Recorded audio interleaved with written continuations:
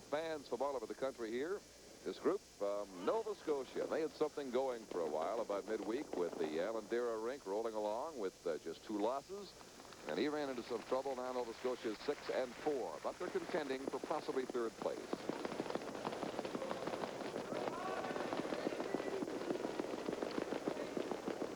Gerry Patterson on that last rock turned that rock in badly, but the interesting thing is he turned it in and the rock really took off on him. It actually curled, so once you get inside that center line, the rock will curl.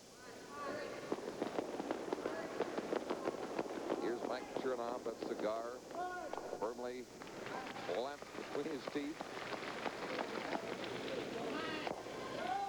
They're just playing it out in front. Boy, they're going to have to go on this one. I don't know whether he's going to make the hog line.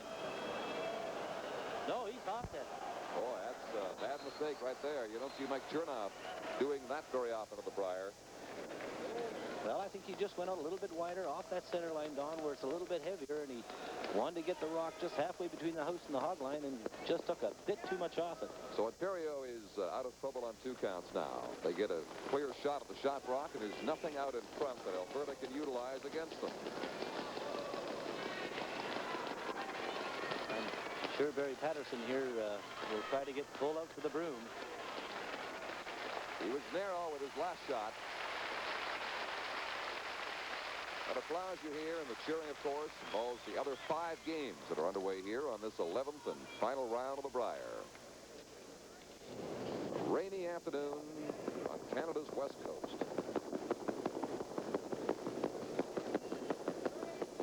Looks like he's got a good-looking rock. He wants to move it around to change that shot, but he won't vary it very much. Just comes across to the left by a few inches. Well, that says it all for Alberta, and until last night, that was exactly the case. Now the Thorns have moved up a notch or 2.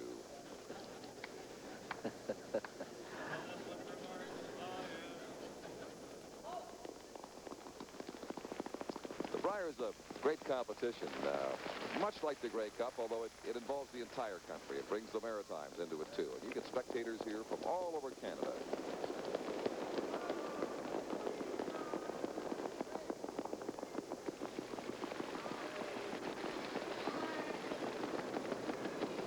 Gerry Hodson's takeout attempt. He's got good line on it, or Lukowich, I'm sorry. He gets a roll on it, comes across into the 8-foot, and that changes the shot around for Gerry Hodson, who now has 2 rocks left to the 1 remaining for Eddie Lukowich. Alberta lying 1. There's Gerry heading back. He was pretty cool before the game. He was talking to us, and he said if the ice is keen, which it appears to be, he said, I think we'll be all right today. He can't play on the heavy ice. Well, that's right. Gerry's got the type of delivery where he's got very little backswing and very little leg drive, so he has to have keen ice if he's going to perform well. And I think that's where he ran into trouble at the beginning of the week. The ice was a little bit sticky, a little bit heavy for him, and he just couldn't finesse the shots like he normally can. Well, the important factor would be psychologically, Don, that he has nothing to lose this afternoon. And Ed Lukowich has the world to lose in terms of this Brier.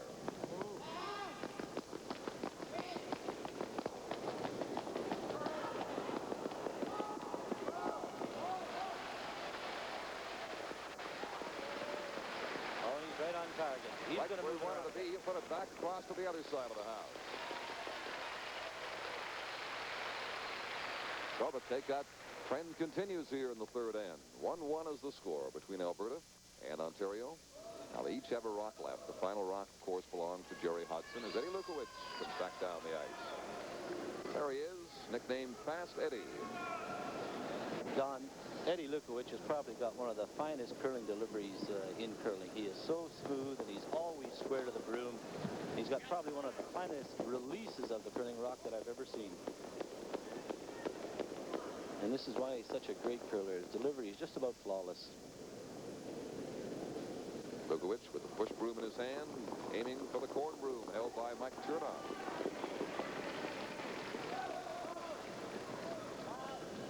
He threw pretty good weight at this one, but he's got it. Stays right there.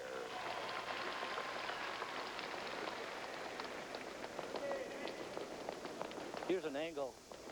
Here's a shot that we've never had before, Don, of a delivery from the top side. And you'll just see how fluid and smooth Lukowich is. Look at him. Hits the rock down right out in front of him. But look how square he is. Shoulder square. Just watch the release. Just flows out of his hand. That's just a great shot and a great delivery. Hodson, no doubt, will be playing for the blank in this third end. His last rock about to be thrown. British Columbia has gone ahead of Nova Scotia again. They got their second 2 count of this game. Score is 4-2 on that sheet. Right here, it's 1-1. Hodson playing to keep it that way and retain the last rock into the fourth. The way this game is progressing so far, Don, Gerry Hodson may reflect back on that first end when he had a chance for 2 or 3, and looks like he's got a good shot for a blank. He's going to hit maybe half a rock. Is it going to hang on? Yep, going to be there. He got too much of that rock, and he'll stay and take one, which is a break for Alberta because they now will have last rock with the fourth end coming up in just a few moments here at the Pacific Coliseum in Vancouver. Let's check the other games now. Newfoundland ahead of the Territories 2-1. They're playing in the third end still. BC with that 2 count on 3 leads Nova Scotia 4-2. Of course, it is 2-1 Ontario in the main coverage game today. Saskatchewan and Quebec still tied at 1. Prince Edward Island ahead of New Brunswick 4-1.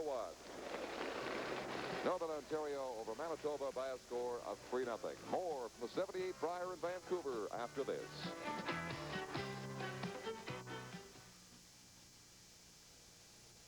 The difference between what you want and what you get may be substantial, but that doesn't mean you can't please your ears.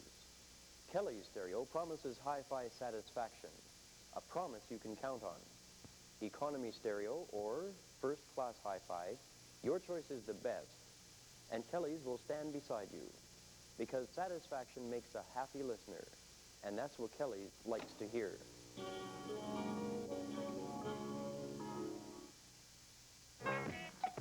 For all your car, truck tire needs, drop into OK Tire at 770 17th Street Southwest, your BF Goodrich tire dealer in Medicine Hat. See Gord, Gerry, or Lucky for wheel alignment and brake service. Superior Muffler, division of OK Tire, is now open and carry a lifetime guarantee in all parts and labor. Use of Master Charge and Charge X are available at your BF Goodrich dealer in Medicine Hat, OK Tire. A little bit of trivia in this final round of the 1978 Canadian Curling Championship. Bernie Sparks of British Columbia has won 9 Purple Hearts, emblematic of provincial championships. But has anybody won more?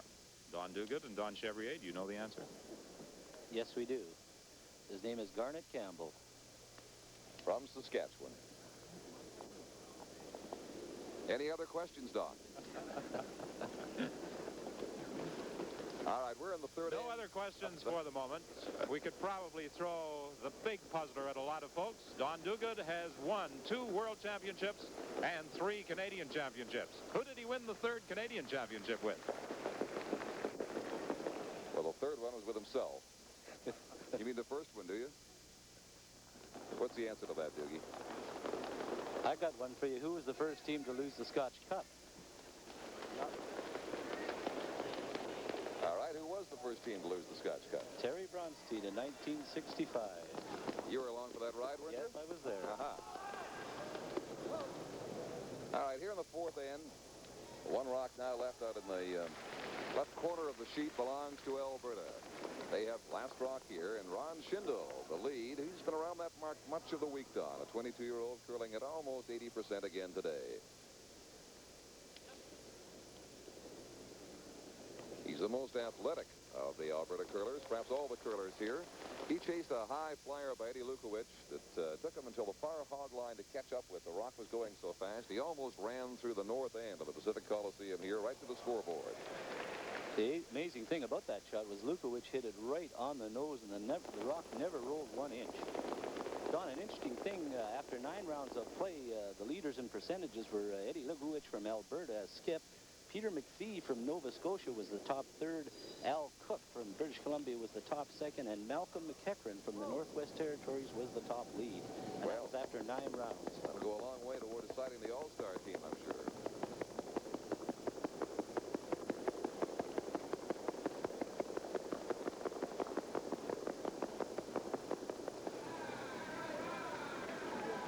Hodson just dropping 1 short near the center line out in front. So 2 rocks in play now. Glenn Webster, the Ontario 2nd. It's curling at 75% today. These interior curlers look pretty loose, as they said they felt before the game. Saskatchewan now has picked up one on the third and to lead Quebec 2-1. BC leads Nova Scotia 4-2. They must keep winning, BC and Saskatchewan, hoping for an Alberta loss today. And that's going to stay in play over on the left. Well, that's a good shot for the Alberta team, Don. They got a corner guard up, and that's where they want to play. Dale Johnson from Alberta is just curling 58%, and he's going to have to pick up a bit, Don, I would think, to help his teammates out. Yes, he's been out-curled so far in this game into the fourth end by his counterpart at second for Ontario, this man, Glenn Webster. Started curling in Saskatchewan, as did Gerry Hodson on the west in Winnipeg. The other two, Barry Patterson and Lauren Guest, are from Ontario. This rock may be in a little too deep for Gerry's liking.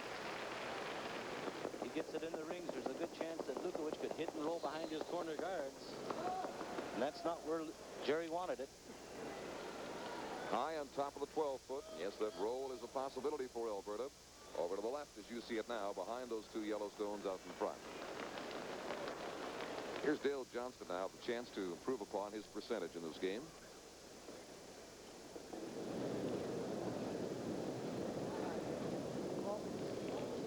And that out-turn runs very, very straight.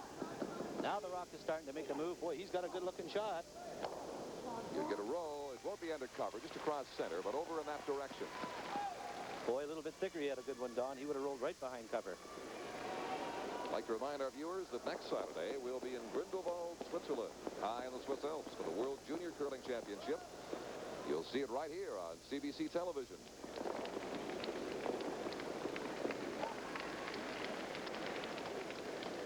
The other members of the Ontario team there, Glenn Webster the second and Ross Guest the lead. And they appear to be a little loose, Don. They're talking it up. I think they are. The fact that they were on national television today, which they're well aware of, didn't seem to bother them. They've had a good week. As we said, the ice got heavy, and that wasn't their kind of ice. That hurt them earlier. They now have 4 wins coming into this game, looking for a 5th win today. Barry Patterson has curled 75%. Third man for Ontario. Oh, and he's turned that one in again, Don. They're going to have to go to get it by that corner guard. I think he's going to wreck. That's right. Rolls over and touches the divider, and they're both out of play. So Alberta is left with shot rock on the ring. Remember, Alberta's got last rock in this end. They're playing for 2 now. Well, there's an assortment of T-shirts with an assortment of messages.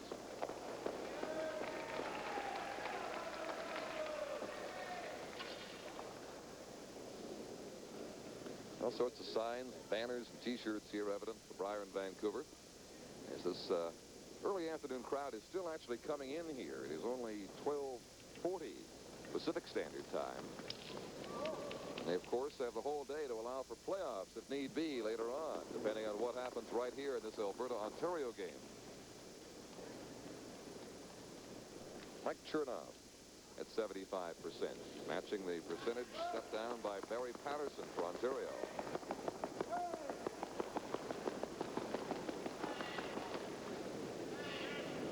First Chernoff playing the out-turn. He wants to put it on the corner of the 12-foot, just about the tee line, but I think Chernoff might pull up short. They're really scrubbing it, Don. I don't think he's going to make it. He's fighting his weight. He hogged one on the previous end, you'll remember. This one comes up well short of the ring. That is a break for Ontario. Chernoff, Don, played on the Brier before. He's the only one of these 4 Alberta curlers who has. He played for Ron Northcott, 1964. The Brier was in Charlottetown, Prince Edward Island. Okay, Don, who won that Brier in 1964? British Columbia won it. It was the late Lyle Dagg in his ring. That's absolutely right. You know, in a game this crucial, Don, you cannot afford to miss free points, you know, and that puts a lot of pressure on Gerry Hodson if Chernoff got that rock in. Well, Ottawa, of course, will host the 1979 Brier. The last of the sponsorship of McDonald Tobacco, 1980. Labatt's Breweries of Canada will take it over, and the inaugural Labatt's Brier will be in Calgary 2 years from now.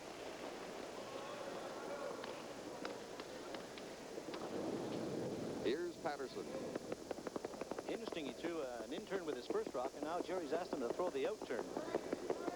I think there's a sound reason behind that, because I think Barry's kind of rolling his in-turn. Pretty sound shot. He gets a nice roll over to the right. He's going to get some cover with a rock out in front. It's still exposed in part to the Alberta team, but he got it in a pretty good spot.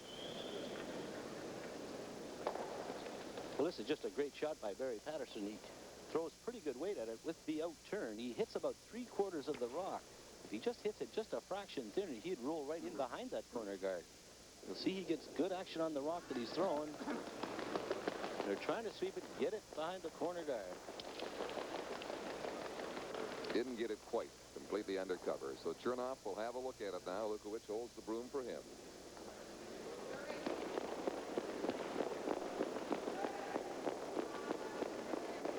This is a tricky spot. Chernoff has to be very, very careful with his weight. That rock should ride out with any kind of weight. It's not moving, and they're not rushing it. Now it's starting to make a little bit of a move. Fine shot. He's got it. An outside roll to the edge of the 8-foot ring.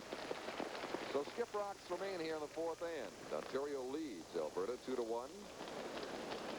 Hodson and Patterson now will discuss where they want to hit this rock and which way they'd like it to go. They want to roll in behind over to the right if they can. As Hodson heads back to the hack, we see he's curled 54% so far in this game today. Well, really, that was a result of the 2 rocks he missed in the first end on and the 1 that he missed in the second end, which were pretty critical shots. That's when they were trying to determine draw weight of this keen ice this afternoon.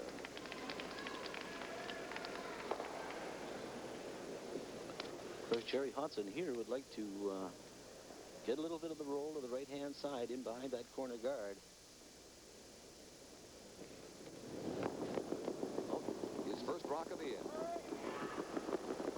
Boy, they're going to have to go on this one. This one's starting to take off on him. Oh, he might have missed it. He has. That is an expensive miss, too, for Ontario, because Alberta now, with last rock, has got a chance to play for 2. They have 3 rocks to come, and 2 belong to Alberta. And Gerry rolled that rock, Don, just before he let it go. And what I mean by rolling is that he comes out, and instead of releasing, he's trying to actually put it on the broom, and it rolls off his hand. So the first movement the rock makes when he releases it is inward. So the rock curls much faster then. There's a shot of our top camera. You'll see Lukowich, I think, will be playing the in-turn and trying to draw around that long corner guard on the left-hand side.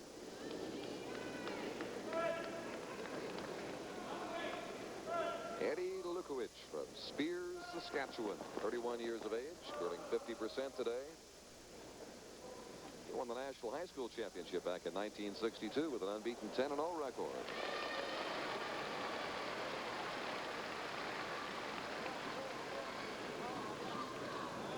Boy, they have to watch the weight on this one. Lukowich has had problems drawing. He's got lots of room to get by the guard. Oh, it looks like he may be a bit strong. No, it's going to dig in. He's all right. He's over on the outside part of the ice where it's a little slower, and now he's lying 2. And it's decision time for Hodson and Patterson of Ontario as to what they're going to play. There's a possible double there, a bit of a tough one.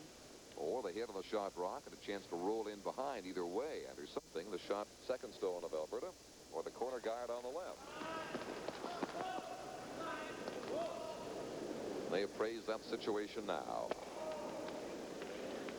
Well, the problem that Gerry Hodson has, if he plays this rock here, he can't afford to roll over in this area, or this one up at the top here will be shot rock. So he's having a look at it, and if he hits it on the nose, Don, it's still wide open for Lukowich to hit and stick to lie 2. He could roll a little bit to the left, Don, but you're right, he hasn't got much margin there for error.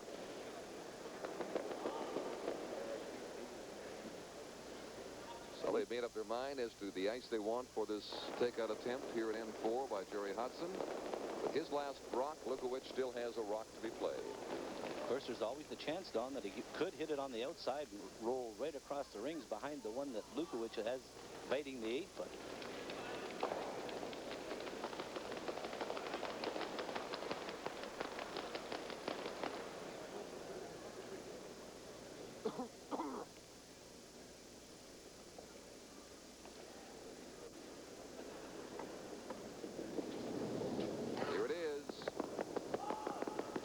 He's got good line. They're just keeping it clean. Now it's starting to make a move. I don't know whether he's going to get the roll. A little bit, not much, but he's shot rock. Well, you can see by a top camera, Lukowich has got lots of room to get by there. He can see about a half a rock, but he has to be very careful with his weight here. Lukowich with a chance to play for 2 and regain the lead in the 4th end of this crucial 11th round game in the Brier. The danger here, Don, if he ever is wide of the room, boy, he doesn't stand much of a chance of hitting it. Because it'll run very straight down there unless you play quiet weight. BC leads Nova Scotia 4-3 now. They're playing in the 5th end.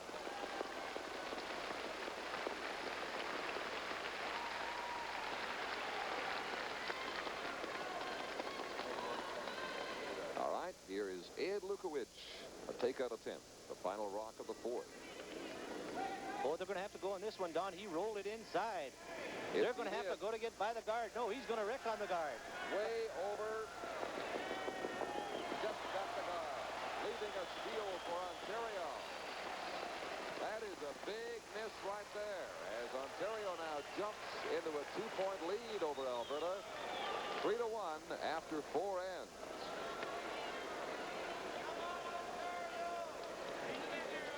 All right, we're now going to go over and look at some other action here while Ontario and Alberta get set to begin play in the 5th end. Rick Folk of Saskatchewan has just made a nice, quiet tap back. He was looking at 3, and he put a red rock that you see right there. Well, Don, he just made an absolutely super shot. He got the rock around the corner guard, made contact with one that Dara had in the side of the 4-foot, but just got a little bit of a roll to offer him a little bit of protection. So back goes the Quebec skip, Steve Ducat now. I'm sorry I said Dara, but that is Steve Ducat. You can see a corner of the rock, but he's going to have to be ever so quiet to move that rock. The score right now is 2-1 Saskatchewan. This is the final rock of the 4th end by Quebec. Steve Ducat coming up. They play out of the Caledonia Curling Club in Montreal. Quebec won the Brier last year, the record of 9-2. And right now, Quebec's record is 2-8. Danger of reversing that. 1978 here on the West Coast.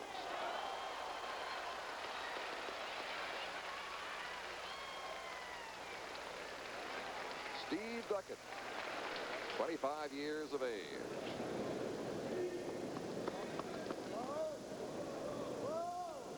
Well, he's got lots of room. That rock's got to do some curling if he's going to come over. Now it's starting to move. He's got a good-looking shot if they can get by that guard.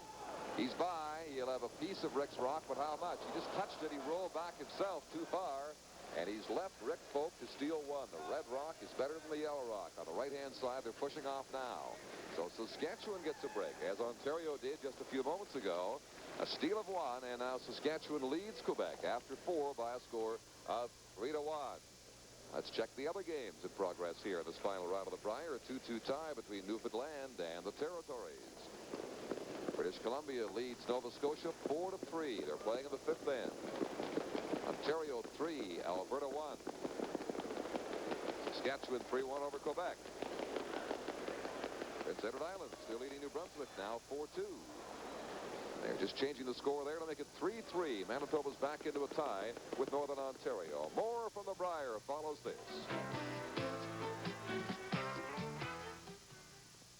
Bill and I love our apartment, but all we really want is a house.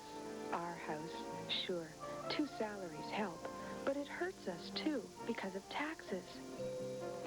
Then Dad mentioned how investors could help us, and an investor's man dropped by the apartment. He created a sound financial plan to help us get our house a lot sooner. He told us it's based on something called the 4 cornerstones: everyday money, guaranteed long-term money, growth money as a head hedge against inflation and family protection money through life insurance. The plan was simple, a plan that allowed us to pay ourselves first. We knew we'd made the right move for the house we wanted, for the tax savings we wanted.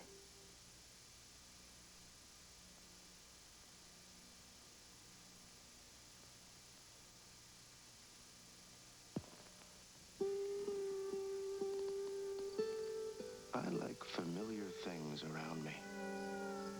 Things I know and trust.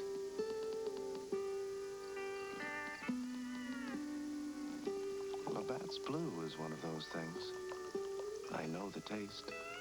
I trust the quality.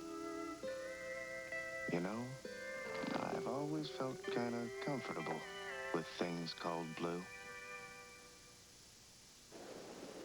The official umpire during Brier Week is this gentleman, Leo Hebert, and he's probably best known to curling fans across the country, not so much for his decisions on the ice, but for his shot making. Last year with the Roy Vinthers rink in 1970 and in 1964, winning the Brier and the world title with the late Lyle Dagg. Any tough decisions at all this week, Leo? Not really. Just a couple of measurements.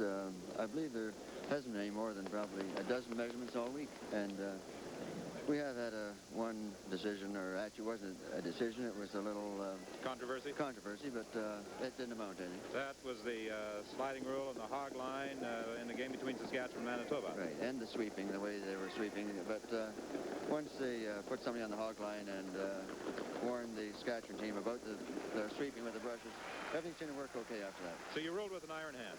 Yes. Okay, Leo Hebert, back upstairs now to Don Ducat and Don Chevrier.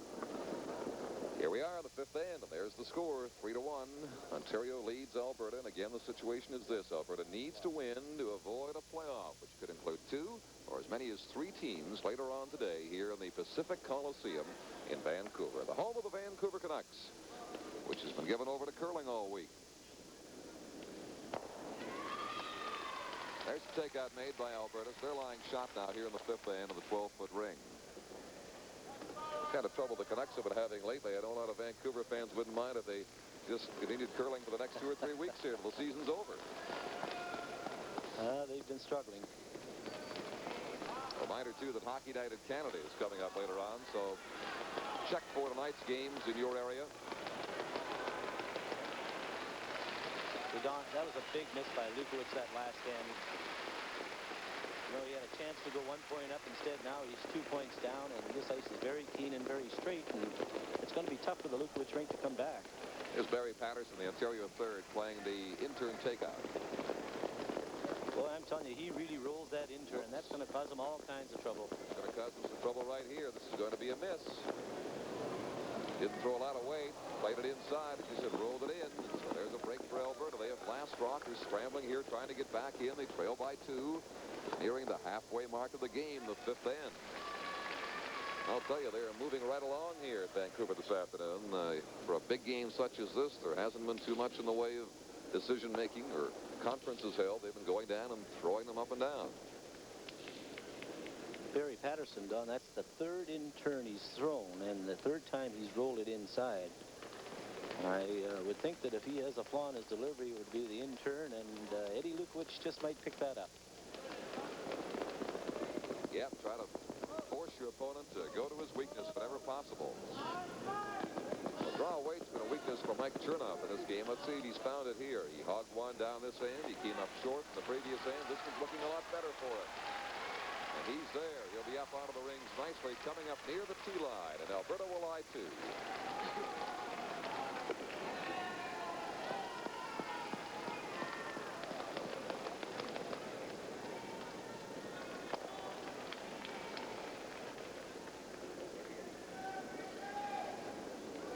Well, the College Basketball Championships coming up next Sunday. That'll be from the Metro Center in Halifax. Join Tom McKee, Ted Reynolds, and Jack Donahue for that one right here on CBC Television. Tomorrow, March the 12th.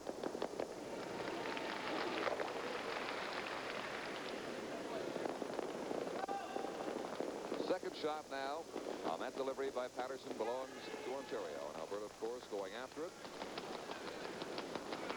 Mike Chernoff will play the same kind of shot that Patterson did, but he doesn't make a habit of turning in. his takeouts with the inter. No, he certainly doesn't. Mike Chernoff has to be very careful here that he doesn't hit a half a rock and roll over to the other one that he has on the left-hand side and maybe possibly set up a double for Gerry Hodson to shoot at. He'd like to hit and stick right there.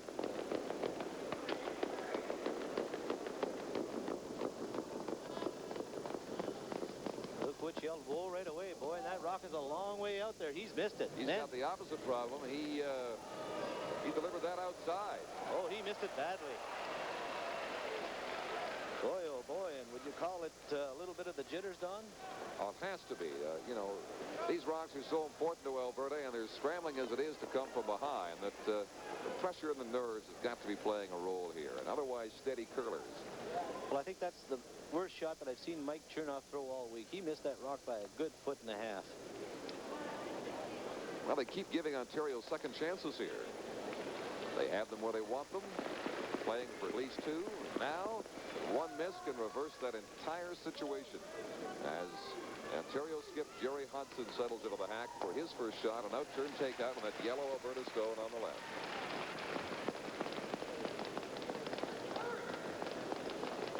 Well, the big thing for Gerry Hodson here is to hit and stick with this rock and force Lukowich to take one this end, and he'd be one up coming home with last rock. So he wants to hang around with this one. He's also throwing big weight at it. Yep, it's got some curling to do. Oh, I don't think he's going to hang around if he gets it at all. Now it's starting to move. Yes, he'll be there. He got enough toward the end. He rolls in behind his own. He lies too. More pressure for Alberta.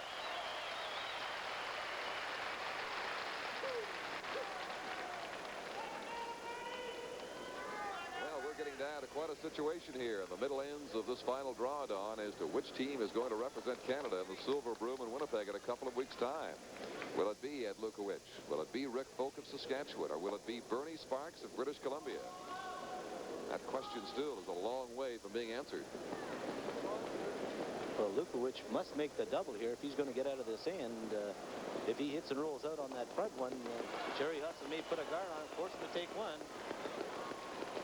He's got a lot of weight, too. He should have this on the outside. He's got to save his shooter, though.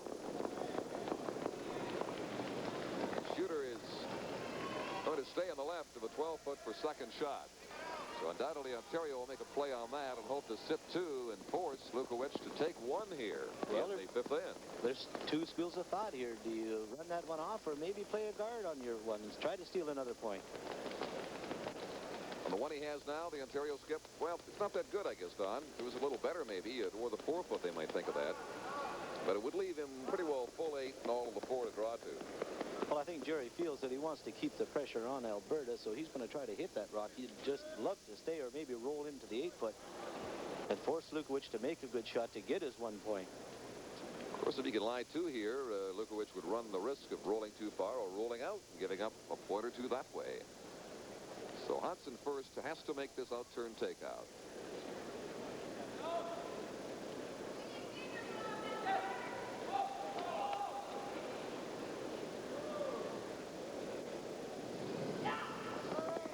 Right away, boy, they're going to have to go on this one. Yep, that's moving over a long way. Oh, and that's where it curls. I think he's missed it, Don. He has. It's on the divider. So Hodson did that earlier. He's done it again right here in a key situation. And now it is reversed. Alberta has the chance for the 2. One shot changed it just like that. And that's right, Don. One shot can make such a big difference in an end. You know, if he hits that, stays there, he's got a lot of pressure on Lukowich. If Lukowich hits and rolls out and he steals another point, boy, that's demoralizing to the Alberta team. But here he is. Hodson misses, and now he's got a hit for 2 to tie the game. You'll see the broom right on the rock, so it runs very straight there. If the weight is up, otherwise it will move over on you. You know, the Chernoff came down that approximate spot. It was wide. It didn't do a thing for him. It sailed on through. You say the broom is right on the edge of that rock for Eddie Lukowich, the final shot of the 5th end. Oops, holds him off on it. This one starts outside. It's got some curling to do. Now it starts to come for him. He's not too heavy, Don. He's going to get a good feed. He's going to hit it right on the nose. He's right there. A little bit of a roll he'll have, and that's a 2 count for Alberta. They're right back in the game. Well, that's a morale builder. The the first two of this game at the halfway mark, and they're tied after 5 at 3. Let's go down now and join Don Whitman. Don, Gerry Hodson in a 3-all tie now with Alberta. Gerry, what happened to that last delivery? You had a chance to really put some pressure on Alberta if you could make the takeout. Yeah, I got a little inside, Don, and the ice is pretty heavy on that side, and you throw it inside, it's going to grab the frost and cut, and that's exactly what it did. You told me last night you were hoping for keen ice. Did you get your wish? Well, it's keen down the center. You know, you can only play, half the sheet. The other half's pretty tough to play, but it's keener than it has been, so that's why we're still in this ball game and playing well. Are you feeling any pressure? No, we're not, but I know they are, and I know what they're going through because we were in a playoff in Ontario for the championship, and boy, you know, everyone expects you to win, and especially with our record, we're 4-6, so I know they're feeling it, and they're doing well. Still got a long way to go. Thank you very much, Gerry Hodson. We'll be back with the 6th end of this key match between Alberta and Ontario right after we pause for these messages. See what's new today. Chevrolet introduces a new kind of space vehicle, the new size Malibu wagon. It has a new and very convenient two-way hatch gate and an amazing amount of interior space. And you can load the new size Malibu wagon with the tailgate down or with it up. And when you finish loading, there's still ample room for family and friends. Chevy's new size Malibu wagon. It's the kind of friend a modern family can use.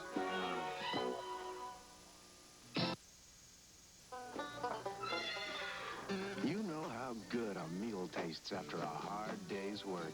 It kind of tastes better when you know you've really earned it. That kind of meal deserves a special kind of beer to go with it. Labatt's Blue is that kind of beer because a lot of time and effort goes into making Labatt's Blue taste like the end of a good day's work. Satisfying. Labatt's Blue. We welcome you back to the Pacific Coliseum in Vancouver, where today we're deciding Canada's curling champion for 1978. Across Europe and the rest of North America, they're deciding national championships, too, for the Silver Broom. Let's check in on how those countries are coming along now with a report from Doug Maxwell. Doug? Well, the situation is this. There are only 2 countries that have yet to declare their champions. Of course, one of them is Canada, the game that we're watching today. The other is Sweden, and 3 teams are still alive in the double knockout that Sweden has. None of those teams is Ragnar Kamp, the defending champion. They play a double knockout situation. Lars Salin has won the A side and will play the winner of a game between Bertil Tiemann, a young junior team, and Tom Scheffer, who played on the Shell Ascarius championship team of 1973. So the winner of Scheffer and Tiemann will play Salin to determine the Swedish champion. That will come up probably tomorrow. Now, the other countries have all determined their champions, and they look like this. Leona Rezzadori out of Italy. Well, you can see the whole list there, coming right down to Bobby Nichols of the United States, who just won the U.S. championship today with a clean record of 11 straight victories. Bruce Roberts from Minnesota was in 2nd place with a record of 8-3. So Nichols has won that one with a straight victory all the way through, 11 straight wins. Let's get back into the game now with Don Chevrier. Don, do good. All right. Okay, they're playing in the 6th end here. 3-3, Ontario and Alberta, and we're maybe hours away from knowing Canada's champion. Maybe only an hour or so, depending on how Alberta comes through this one today. They bounced back with 2 there in the 5th end after a miss by Gerry Hodson to tie it at 3. And there's nothing in play right now. And well, Don, we're definitely going to have a new world champion this year with Ragnar Kamp losing out in Sweden. Jimmy Sanderson back from Scotland for the first time in about 6 years. He'll have a shot at it. Bobby Nichols has the old Bud Somerville team, as Doug told you, and they're highly competitive. Bruce Roberts, of course, finishing back in the pack. Former world champion from Minnesota. Well, that 2 points that Lukowich scored on the 5th end, Don, has got to be a big morale booster for him. You know, especially after it looked like Gerry Hodson was going to hit and stick to lie 2 and put a lot more pressure on him. He missed a bad shot, and like Gerry said, it was on frosty ice on the outside where it did a little bit of curling, and it's got to be a big lift for the Alberta team. Glenn Webster at second for Ontario, getting ready to shoot now. You want to peel off that rock out in front. He's curling 77.5% for the stage of the game.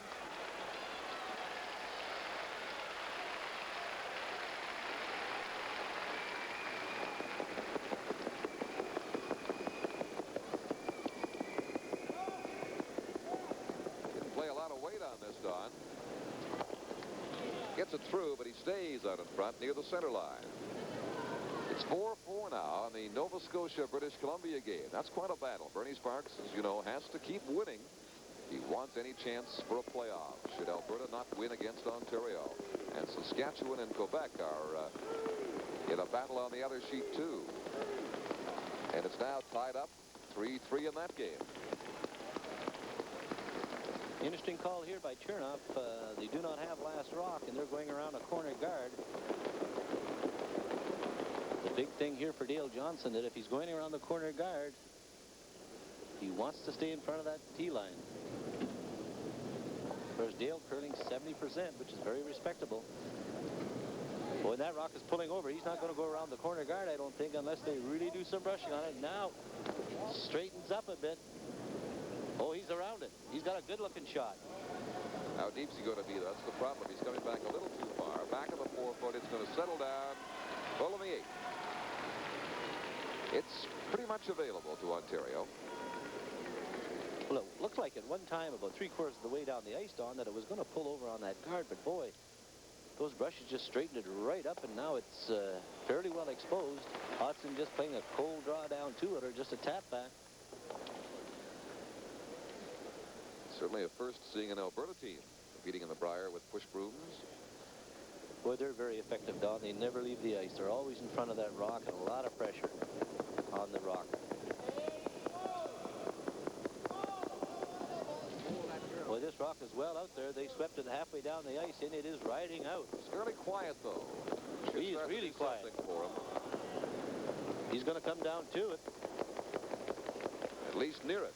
Sitting on top over to one side of a piece of the button.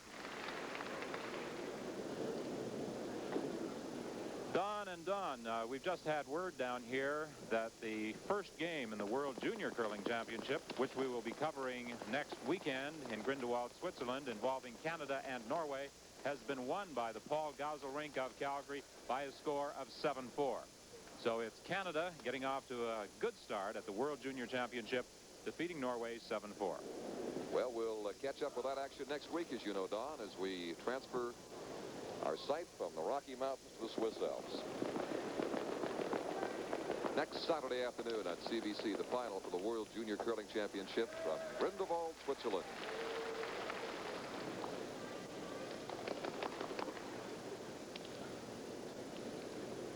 Alberta's Mike Chernoff at 67.5%. He's been struggling a little bit today, both with draws and with hits. He's going after this Ontario rock.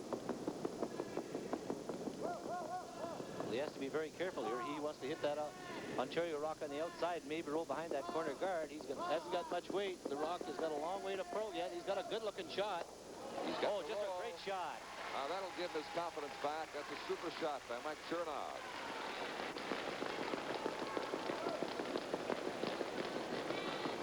Well, the key to the ice, Don, is weight control, and Chernoff just threw a beautiful rock. He didn't overthrow it. The rock did all its curling just as it came over the hog line, and you see he makes contact with the Ontario stone and gets a real nice roll behind that corner guard. This is quite an end because they're both going gambling now. Chernoff with that fine shot, rolling in with Alberta lying 2. Now Hodson is calling for his third. Patterson to come around the guard and nestle into that pocket in between those two rocks, hopefully under cover from the rock out in front. Well, we'll see how Barry Patterson does on this one, Don. This is his in turn. He's going well outside the center line. This is the turn that you referred to, that he tends to perhaps pinch a little bit. Well, he kind of rolls it more than he's throwing on the inside of center rather than the outside of center. Here it comes. They're going to have to go to get it by. There it goes. Oh, is he going to wreck on the guard? I think he's going to wreck on the guard. He is. He's going to be on top of his own. Let's see what kind of an opening he leaves it there. He pumps his own up, and it is perhaps on the rings, very close to it. He's rolled the other rock over toward the center line to almost fully cover the 4-foot circle now.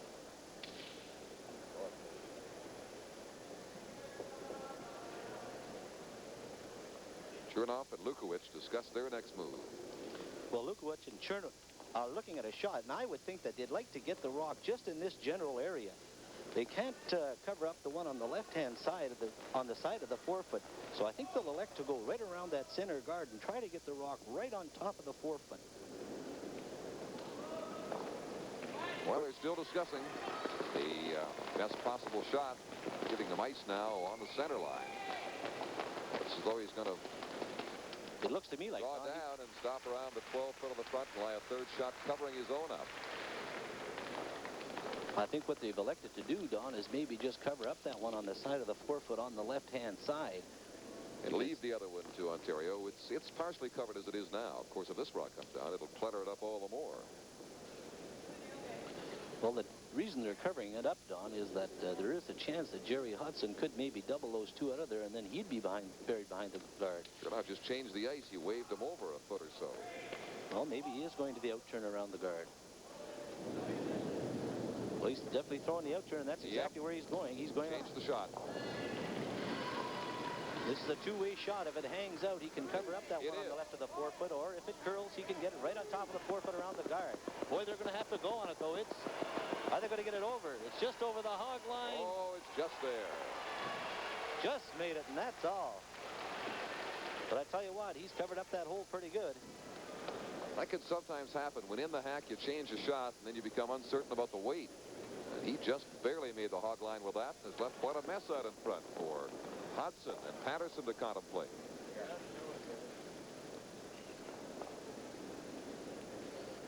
Well, Gerry Hodson's got a real problem here. I think he's going to try to get out of the end and come right down and freeze into this general area here.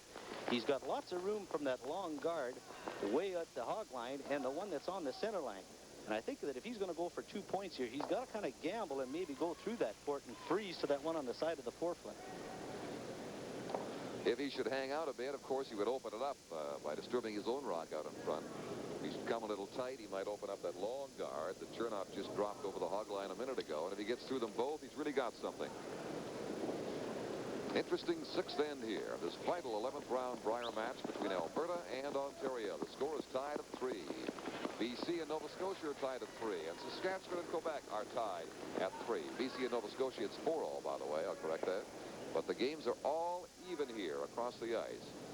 We're going to look at this rock now. The handle may have come loose on this. Be an immediate repair. That's right. The bolt that holds the handle, Don, has come loose, and they're just tightening it.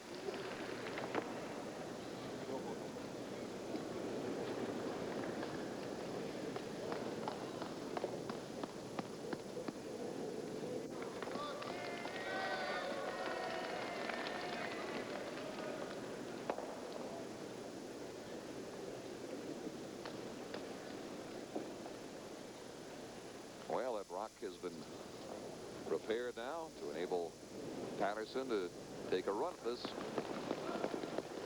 He's going to play down to the one on the left. You see the Yellowstone back to the tee line on the 8-foot ring through that long board out in front.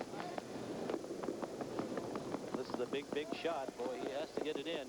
The rock is starting to make a move now. He's got good-looking line. He's got lots of room to get by the guard. Lots of room either side right now. He's got to do some curling, though, Don. Starting to move a little bit now, but he grazed his own and comes up to put a couple of biters on the rings, and that doesn't help him at all. It just hung enough to catch his own guard out in front. That guard now has moved over and has exposed the other rock at the back of the 4-foot ring, but you can be sure that very quickly Lukowich is going to go back and attempt to fill that in. Well, the big thing for Lukowich here is, Don, if he gets that rock on the center line, he's got the whole 4-foot and the 8-foot covered, and really doesn't leave Gerry Hodson much room to draw with his last one if he's forced to. That's right. Hodson has last rock here in the 6th end. But as of right now, it doesn't appear it's going to be of much use to him.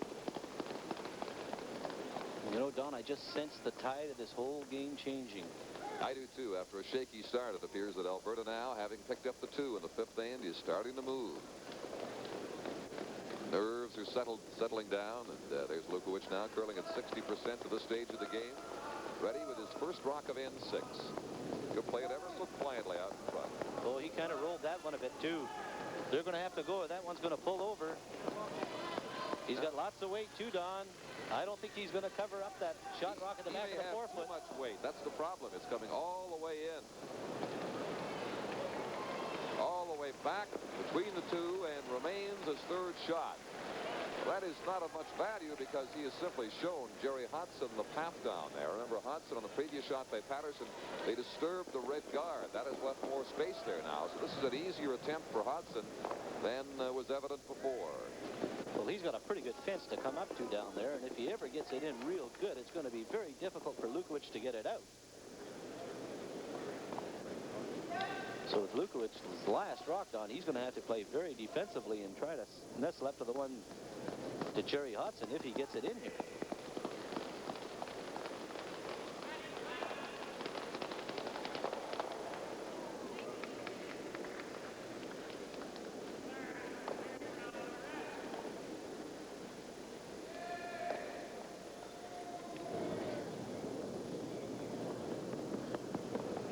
Gerry Hodson's well out there. It all depends on his weight. He can afford to be back for weight. Boy, look at that rock curl.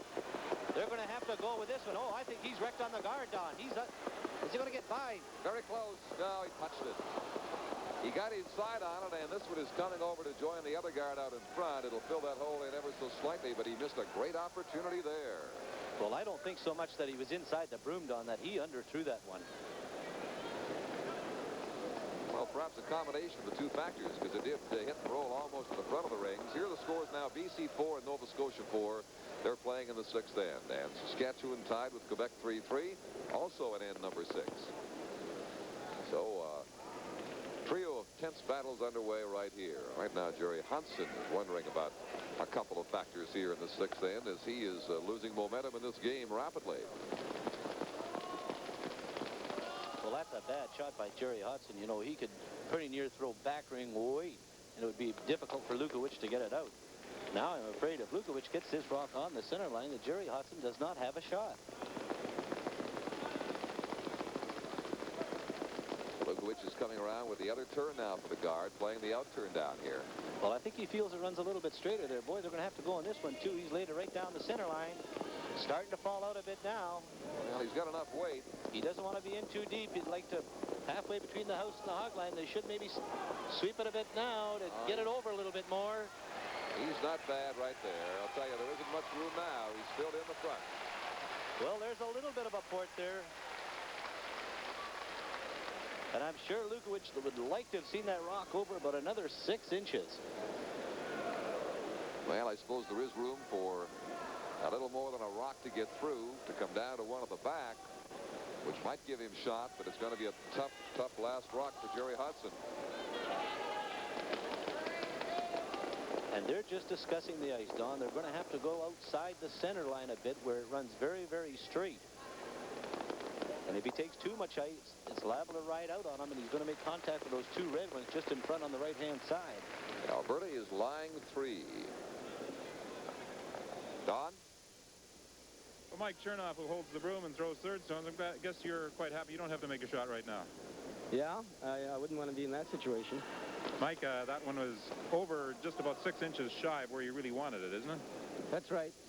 We wanted to play the out turn because we just weren't sure what the in turn was going to do. It could have taken off on us, and we were hoping that we'd get a better shot with the out, but it really floated out. Ed threw it good. He wasn't wide on it. Don Gerry and Don Ducat suggested that the momentum seems to be switching. You feel that on the ice?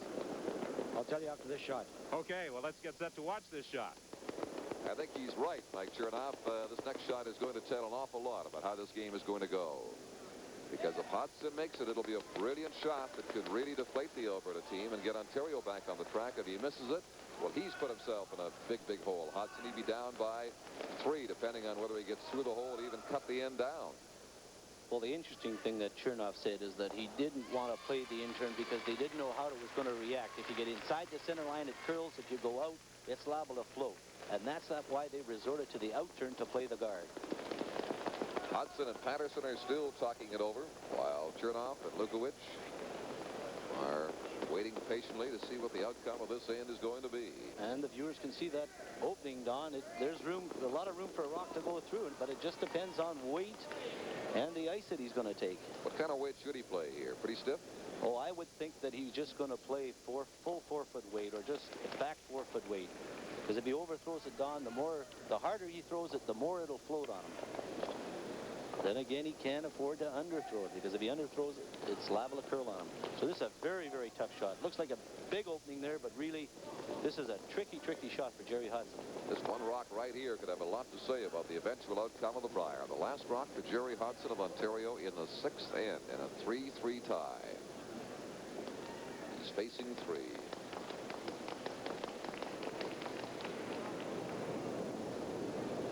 He's well out there. Boy, they're going to have to go on it. It's on that center line, Don. It is starting to cut. He's got pretty firm weight. Oh, they're going to go. They're going to go on it. No, he's going to wreck on the front one, I think. Just. And he rolls too far. That'll be 3 for Alberta. He's just caught the front guard. So Alberta with 2 on the 5th end, coming back here to steal 3 on the 6th end. And Mike Chernoff has his answer now about that momentum, because Alberta leads it 6-3. Now let's pick up the action between Saskatchewan and Quebec. They have a rock to go in the 6th end and a 3-3 tie. Rick Folk is lying 2, Don. He's lying 2, right. Third shot belongs to Quebec. And Rick, with his last rock of the end now, can potentially be in the same kind of lead that Alberta enjoys. But Rick is well aware of the situation on the sheet next to him that has propelled Alberta into a 3-point lead. Winning will be of little satisfaction to him if Ontario fails to beat Alberta today, because Alberta needs this win for the championship. There's nothing that Folk can do or Bernie Sparks can do except try to win their games and hope for the best.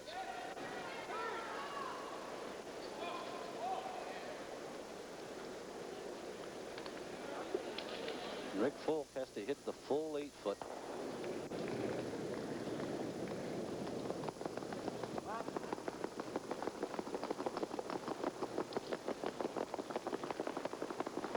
And they're working very hard in this one. I think he's pulled the string. They're really going to have to go. He's a little bit light. They're trying to get it up as far as they can. There's no way he's not going to be there. Rick Folk will settle for 2 on the 6th end. And he will go into a 5-3 lead over the Quebec rink, skipped by Steve Ducat.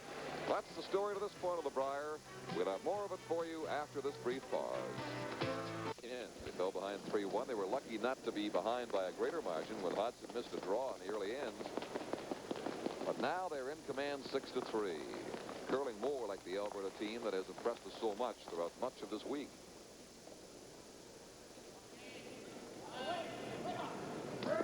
They're getting off this rock of Chernoff's now. It looks like he's got lots of weight. They don't want it deep in the house. They want it out in front. I'm afraid he's going to come right up to it, maybe even bump it back. Look at that rock fall out. Flares out, he may go right by it. And all the way to the 12-foot. That isn't what they had in mind, so Hodson has a break now. He has access to it if indeed anybody has access on that tricky patch of ice right of center. Well, you know, Don, falling ice has a tendency to be a lot faster, a lot keener. And I think Chernoff maybe just overthrew that slightly, but he got in that run, and boy, it really took off on him. British Columbia now has moved into a 7-4 lead in their game over Nova Scotia, while Saskatchewan leads Quebec 5-3. But they are awaiting the outcome of this one. Right now, it doesn't look good for them. Boy, this rock isn't going to make contact with that shot rock, is it? Boy, he's going to be very close, maybe just to rubbing it or just hitting that back one. The brooms get on it, it straightens up, it'll go down to the back rock and sit there for second shot. The rock actually backed up as soon as they began to sweep it inside the hog line. That is a scary, scary part of the ice, I'll tell you. I would say that, looking at what we've seen so far, that the takeout is not makeable right now on that shot. Well, they're going to completely ignore it, the Lukowich team, and they're going to play a guard. Because if he gets a guard on, Don, it's impossible to make contact with that rock. I think it's impossible anyway.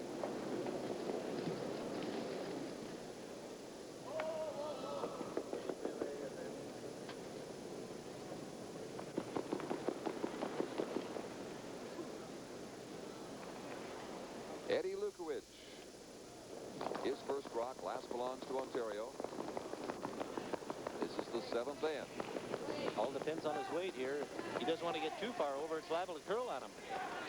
Look at that rock go. It's curling. It's That's not... the difference. With the quiet weight, it will pull over there. Without it, well, look at what here. happens. He's going to touch it, not far enough to put it on. So it's still open, if you can call it open in that position for Ontario. Boy, when we called that a tricky spot, we were right, Don, because if you get inside that center line and off that little bit of a run, it'll really take off on you, just like Lukowich's last rock.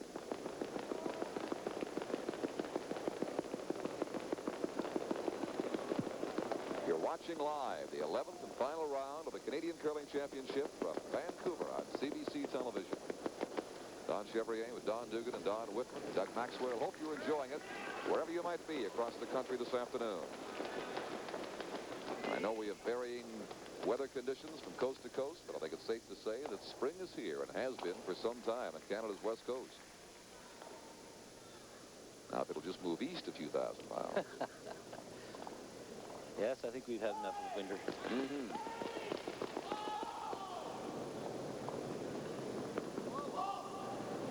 He's calling him off it. Well, it'll straighten up as soon as the brooms go on it. The weight's got to be just right. He's got a good-looking shot. I don't Coming know a little bit, he may catch a corner of it to move it. Not far enough. Now it's buried all the more, and he's really got himself into a hole. Hodson displaying the frustration he must feel. He doesn't know what to make of that shot. There's no way to get it out, it seems. You'll see Gerry Hodson's delivery from our overhead camera, which is just a beautiful shot. You'll see he's got a very short sidestep, no backswing at all. And he releases that rock just at the 4-foot. Pretty good delivery by Gerry. Well, Alberta's got to be careful here, Don. They don't put one in that area on the right side of center that could be used as a double takeout by Gerry Hodson, because that's about the only way he could ever possibly get to that yellow Alberta stone that's in there right now. Well, I think he would just love to put it just biting the 8-foot just a little to the right of the center line. That way he covers off the 4-foot for Gerry Hodson. No, he's playing the takeout. He's going to the one on the back. He's going to clean it off and hopefully sit there with two. That's a good call. Yep, he won't hang around, but he got rid of it, and now Hodson has to play the draw. He hasn't got another shot. I don't think he can get at that rock on the right-hand side, Don, to make contact and try to blank the end, so I think he's just going to have to play the cold draw. He's had some tough ones, but nonetheless, Hodson has missed his last 4 shots. He's got 7 misses in total so far in this game this afternoon, and they've come in these middle ends after getting off to a fairly promising start and taking a 3-1 lead, which is now dissipated, and Alberta is in command 6-3 as we play the 7th end in Vancouver. Well, I think the reason Lukowich played that hit is he's quite content to give Hodson 1 here, and he'll be 2 up playing the even ends, and I think the way the Alberta team is curling, they feel that's enough points to win the game. Of course, there's always the danger that Hodson could slip through here and give Alberta another point.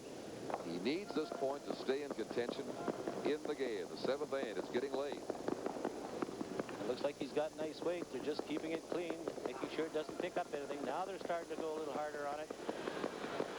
He looks like he might be all right. He's going to be all right. He's there. He's going to be up on the 4-foot. Oh, covers the button perfectly. He would have liked that one the last end. He sure would. Gerry Hodson gets a single point. So now it's Alberta 6 and Ontario 4. They've played through 7 full ends today.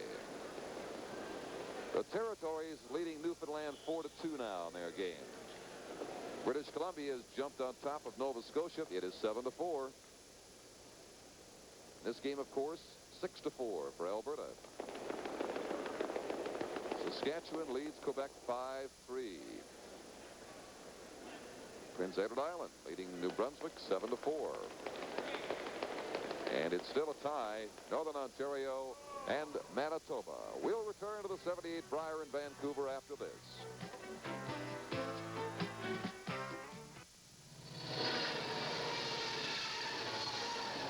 Well, what's new in curling equipment? Each year, manufacturers come up with something new and innovative in the area of shoes, brooms, sweaters, etc. But this year, a new measuring device. It's called the Measure Master, designed by Ted Thunger, and it's by far the best on the market. In the event 2 rocks are so close that they can't determine with the eye which is shot stone, this little device goes into action, and it is so sensitive, you can see the dial there, The thinness of a tissue paper would move the measuring stick and determine which rock is shot. So there's really no doubt about which stone would be shot with this new device, the Measure Master. We hope we don't have to use it this afternoon, but if we do, Leo Hebert will be on the ice with this device. Don, I thought that was your new waterproof watch for a moment when I looked at that. 6-4, Alberta leads Ontario. We're in the 8th end. Playing lead rocks. Young Ron Schindel has just cleared off the Ontario stone out in front, so we have nothing in play now. Well, Hodson stayed alive, Don, by getting one. I think this end right here will tell the story of the game. Of course, Gerry Hodson's going to throw rocks out in front, hoping that the Alberta team hit them on the nose and he can maybe steal a point to get back into this game. The Alberta team stole 3 in the 6th end, so there's no reason why Gerry can't come back and maybe steal 1 or 2 here to really make a game of it. But Alberta, I think, can sense it, Don, and they're peeling the rocks off pretty good out in front.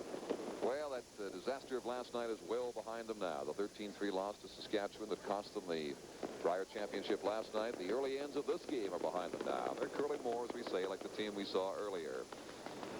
Close to 7,000 people here today. That means the total attendance is a new Brier record of 63,851 here at Vancouver, eclipsing the old record set in Winnipeg of just over 60,000. Looks like Winnipeg will set a new attendance record for curling when the Silver Broom is held there on the 27th of March with a virtual sellout for all the draws in the Winnipeg Arena. Well, that's right, Don. Conceivably, there could be over 100,000 people show up in Winnipeg for the Silver Broom to watch the games, and that would really be a record. The crowds here have been large enough. The trouble in Vancouver is that with the weather being the way it is, there are a lot of outdoor distractions. Well, it's amazing. You walk through Stanley Park and see all the jogging going on and bicycling, and you weren't doing any of it, though. You were just watching it. I was watching it. Again, nothing in play out in front. Dale Johnson of Alberta. This will bring up the Ontario second, Glenn Webster. Again, Hodson sticking near that center line with his rocks out in front, hoping to steal something, get something going in the 8th end as he trails by 2.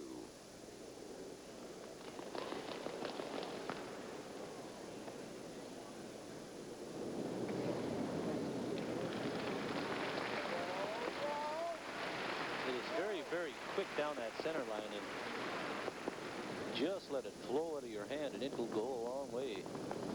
Conversely, so on the outside, it's a little bit sticky. You'll see that rock sliding right down the center line. It's actually coming just to the front of the rings and over to the left of center. Gerry wants the rocks about 2 feet in front of the house, right on the center line. He doesn't want any rocks in play, and unfortunately his team are just coming just into the rings.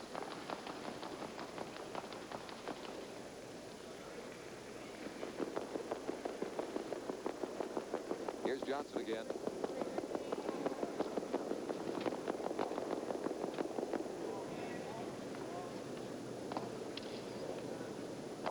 He's got it. Away it goes. I think it's safe to assume, Don, we and our audience across Canada this afternoon have a large gathering in and around that Medicine Hat Curling Club this afternoon watching Eddie Lukowich. Well, on April 1st and April 2nd, the World Curling Championship, of course, is in Winnipeg. CBC will be there live. The semifinals Saturday, April 1st. The final for the World Championship on Sunday, April 2nd. And as we said a few minutes ago, there'll be a new world champion this year no matter what, because Ragnar Camp has been eliminated from the playdowns in Sweden. 3 other teams remain there. Bobby Nichols has won the United States. Jimmy Sanderson has won Scotland.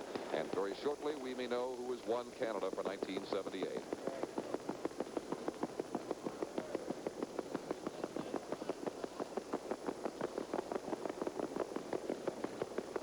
Well, they're going to have to go on this one to get it over the hog line. Oh, is he going to make it? Don't think so. No, he's hogged it. Okay, Don, a question in strategy for you. You're 2 up, you have last rock. Would you throw it through the house or would you put it in the rings? I would throw it through the house. At this stage, the 8th end of the game. Right or wrong? Well, I think if I was 2 up playing to win the Canadian Championship, I would throw it over on the right-hand side of the sheet and let them throw it out in front, and then get a chance for 2. You draw to the house on the right-hand side? Yes. Okay. 2 up isn't enough for you. We'll see what Lukowich does here.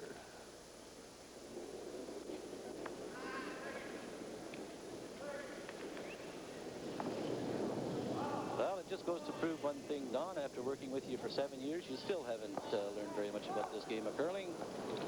But I think maybe You just discovered that. You may end up okay here because it looks a little bit heavy. No, he's going to stop in the rings. Well, let me say this. There are many who would do just that, throw it through. There are many who would do what he did, leave it there. Let's see how it works out. Danger of being in the house, of course, at that stage. If Hodson decides to go to a draw game and can start freezing in there, can cause him some problems. Well, that's right. Even if he decides to throw it out in front and they keep peeling it off, there's a chance that the Alberta team could go for 2 points here and put the game out of reach. Yep, I still would have thrown it through. Mind you, a lot of my draws wind up going through anyway. So. Well, if you throw it through, Don, Hodson throws it up in front, and you hit it on the nose, then he goes around it.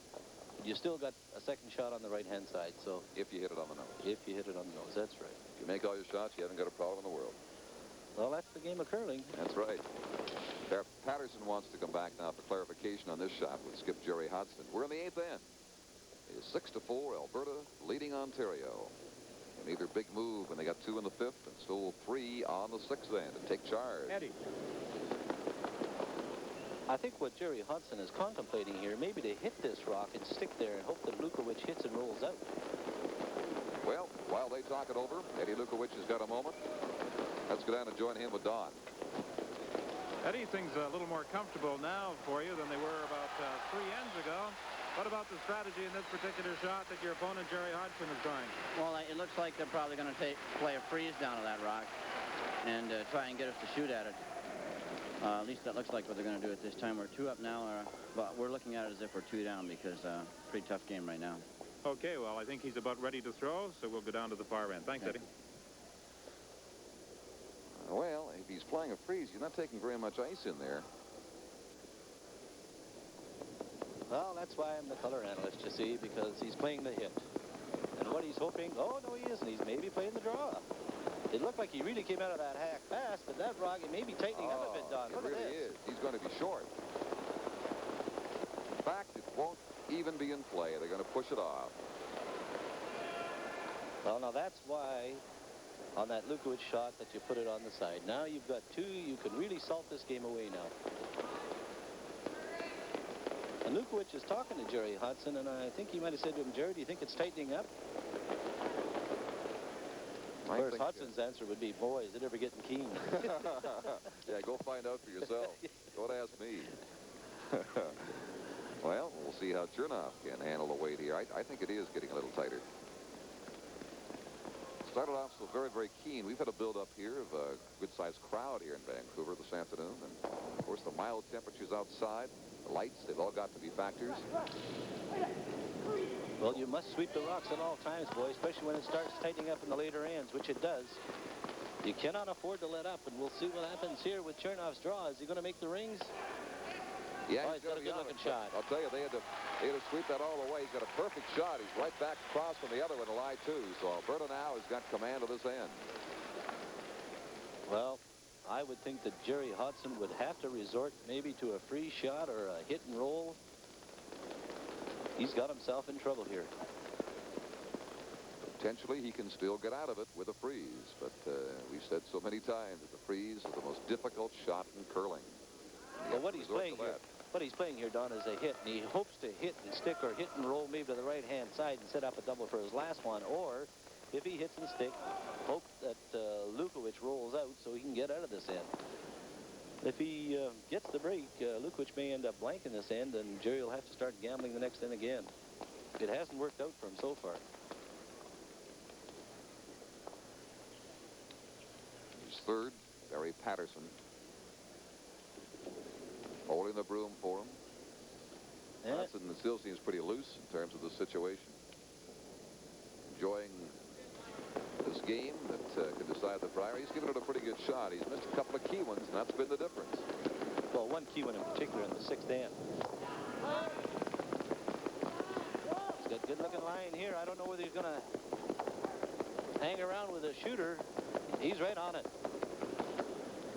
Yes, he'll be there. Gets a little bit of a roll over toward the 4-foot. He lies shot rock there.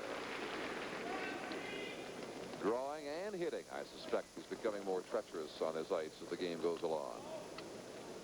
Well, that's right. Arena ice has a tendency, the 7th and 8th ends, maybe to tighten up a bit, Don, and get a little bit swingier and just a fraction heavier, especially on the outsides. Now, the uninitiated might say, you know, a guy choked or he blew a shot. That ice has got a lot to do with it because it does change so rapidly, especially toward the end. I'm going to tell you, 75% of the battle is the ice, not the opponents that you're playing, but it's the ice. And yourself, right? And yourself. That's exactly right. I'm sure Lukowich last night was just fighting his draw weight and fighting. The harder he tried, the worse he got. Lukowich rolled that one. He rolled it a bit inside. Boy, they're going to have to go if they're going to save the shooter. Good brushing by the front end. Across the outside of the rock, and he will not save the shooter. He's left lying one. Now Hodson got to make a play on this one on the other side of the house. And that's an entirely new situation in terms of ice and weight.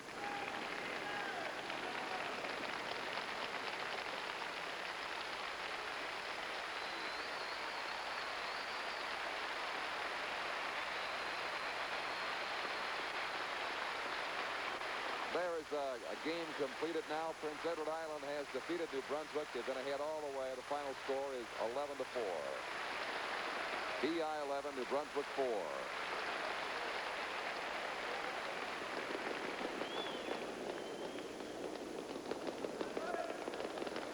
Well, Gerry Hodson's still contemplating this shot, Don, and I don't think they're questioning whether they're going to hit it or freeze to it. I think it's more ice than anything else. What kind of ice they're going to take.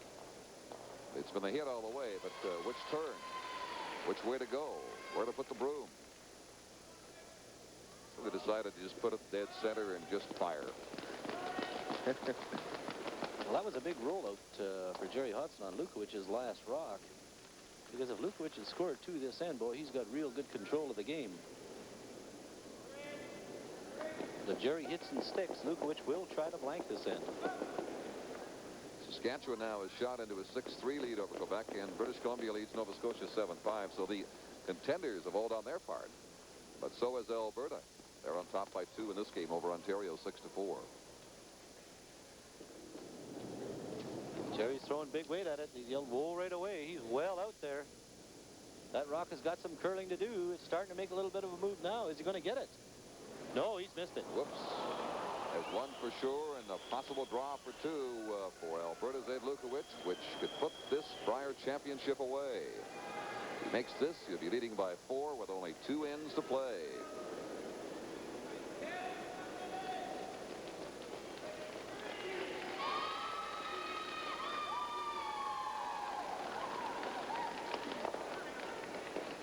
Well, that was a bad, bad miss by Gerry Hodson. And, you know, just the length of time they decided on what turn they were going to throw, Don, I think maybe it had a bearing on it. I think Gerry just didn't know how the rock was going to react up there. He stepped up his weight, and of course, it fell all the way. A draw for Lukowich for a possible 2 count.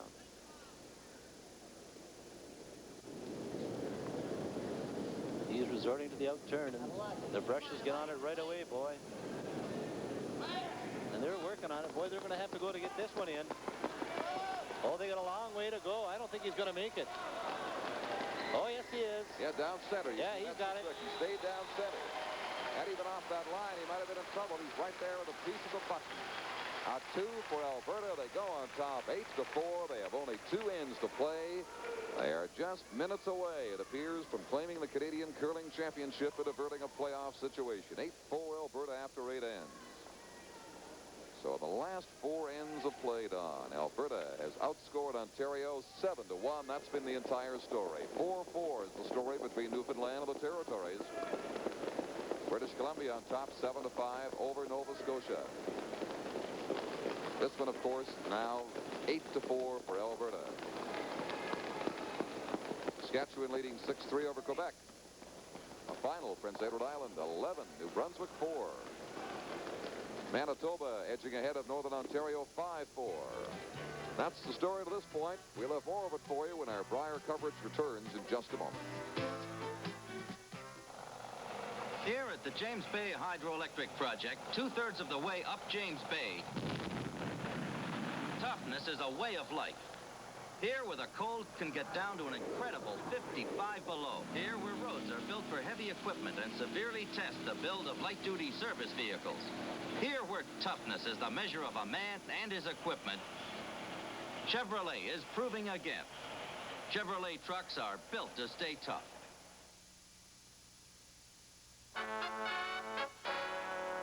Chevrolet for 78 announces a lot more Chevette for a lot less money. New Chevette standard equipment includes a radio, reclining bucket seats, white-walled tires, console, sports steering wheel, 1.6-liter engine, 18 new standard features in all, and you still get a wide hatch, carpeting, front disc brakes, rack and pinion steering, and more. The 78 Chevy Chevette. A lot more Chevette for a lot less money. Sunday night on CBC. First, watch Marketplace as Joan Watson and Harry Brown help you be an aware consumer, getting the most value for your dollar and keeping up to date on consumer trends. Then, stay tuned for Ombudsman with Robert Cooper, cutting through red tape to fight for the little guy. CBC Sunday night, starting with Marketplace at 10. Well, Alberta is certainly the focus of all eyes here at the Brier, but they're also the focus of eyes over in Grindelwald, Switzerland, because Paul Gausel of Calgary is over there attempting to gain for a second time the Uniroyal World Junior Championship. He won it in '75 when he was at Aviemore. He's over there this year, and it appears that the main thrust from the other countries will come from Thomas Håkansson of Sweden. He is a former Swedish champ, played on the Swedish championship team of Jens Håkansson a couple of years ago, and is the junior champion who hopes to pull Gausel down. But at the moment, Gausel appears to be the main threat there. We'll have coverage from Grindelwald, Sweden next year, or next week, a week from today, on the World Junior Curling Championship. We hope that you'll be along with us for those championships. Okay, let's go down now to Don Whitman. Well, in just a few moments, the 1978 Brier will be history. Next year's Brier takes place in Ottawa, and it will be an historic occasion. Terry Begin is involved with the Brier, in charge of media relations, I believe, Terry, which is a job in itself. But tell us about next year's Brier. Well, it's a very special one because it's the 50th Brier. It's also, unfortunately, the last one the McDonald's are going to be a sponsor of. And there will be several special events arranged to make it a very nice goodbye to the McDonald's organization, and thank you for 50 years of support. Terry, tickets are already on sale, and the dates of the Brier are when? Well, it's the same week of March as this year. It'll be March 4th to 10th in Ottawa at the Ottawa Civic Center. We've got about 9,000 seats in the Civic Center. It's a modern arena, very comfortable, and we're hoping, of course, that we'll sell it out, and we'll have lots of visitors from all across Canada coming to the capital. Okay, the 50th anniversary for McDonald's next year in Ottawa. Let's find out what's going to happen right now in the ninth end of this match between Alberta and Ontario. 8-4 is the score as we play the ninth end. Ontario with a rock out in front. This could be a nose hit for Alberta. It is. It'll stick around. Dale Johnston staying just to the right of center. So a bit of a break for Ontario, but they're in a deep hole. They get last rock in the ninth end, but they are 4 points down. Well, that's right, Don. And Gerry Hodson's going to have to pull out all stops if he's going to get back in this game. He needs more than one. He has to get 2 or 3 to really make a game of it. And the way this Alberta team is shooting, it's going to be very difficult. Although he's got one out in front, he's going to try to bury behind it and get something started.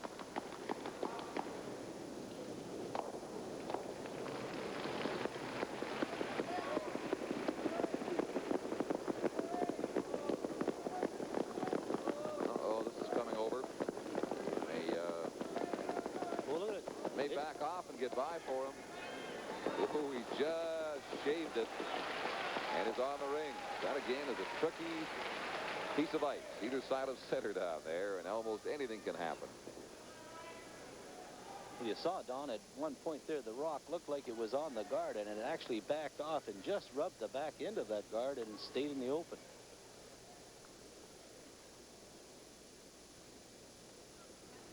Talking about Paul Gausel as Chernoff gets ready for the shot, the junior champion of Canada over there competing in Grindelwald, Switzerland.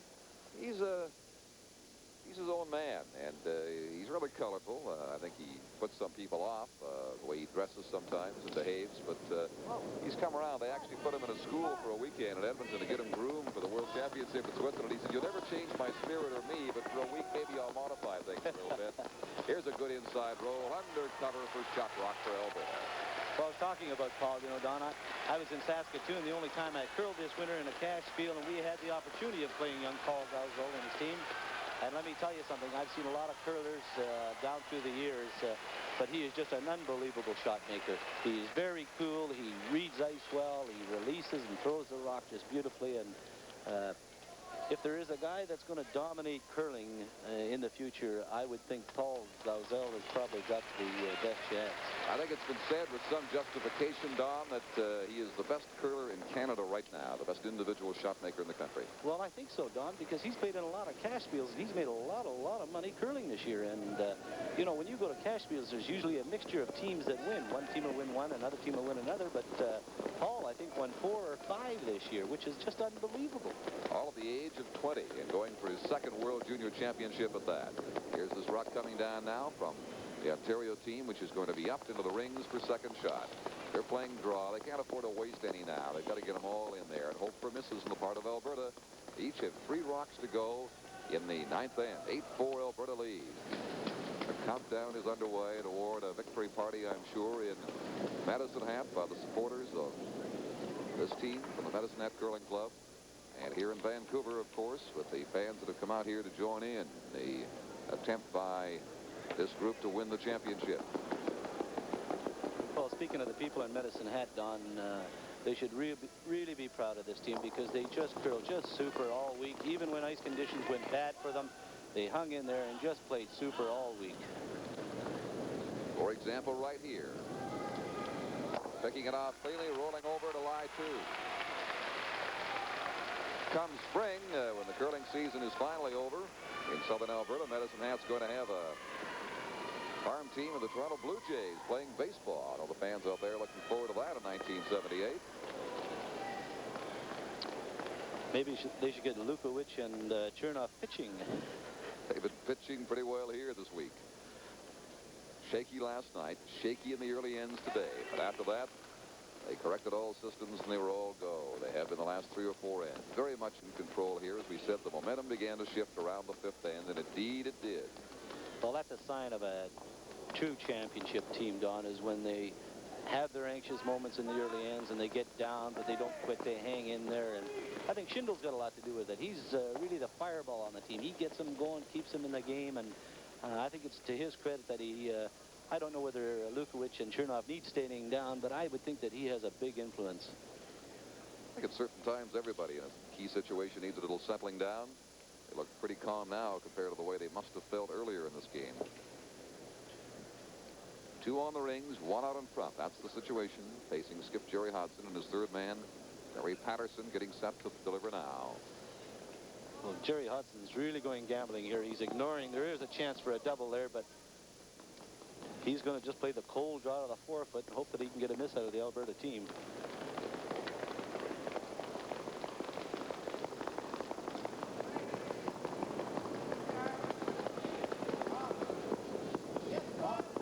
It should stay across center for much of its trip down the ice and do any curling at all toward the end. Well, he might even rub off that one on the left if it falls just a shade more. He's struggling for weight. He staggers up. He's in there for second shot. Well, the big thing here is if Lukowich hits this right on the nose, how do you get one in there? Shoot from the other end, maybe. Or the side. Well, Hodson's still relaxed. He's enjoyed this experience this afternoon. They've given it all they had. They had a couple of bad breaks, a couple of misses we talked about, but they certainly didn't walk out here and say, well, this game doesn't matter. We'll just give this to Alberta. We saw it differently in the first part of this match.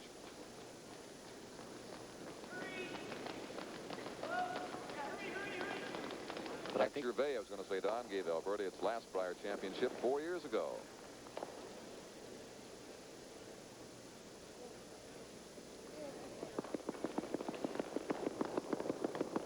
Here it is. Here is Eddie's attempt to remove this Ontario rock. Good weight. Boy, he's going to come off that one. He's got a good-looking shot. His own. Now he got it out. Rolls over. He's out. That doesn't bother him. He's simply trying to kill as many Ontario stones as he can. Ontario's got 2 left now. Alberta 1 in the 9th end. And it's 8-4 for Alberta. I'm getting a great kick at Ronnie Schindel. Boy, he's putting on a lot of miles up and down that ice. He's walking and he's pacing, and he can hardly wait till this game is over. Keep your eye on him when the final rock is decided and the game is decided. Here's one decided now. It is Manitoba beating Northern Ontario 9-4. Manitoba got a count of 4 on the 9th end to put that game away. So Manitoba finishes up with a record of 5-6. Northern Ontario with a record of 3-8.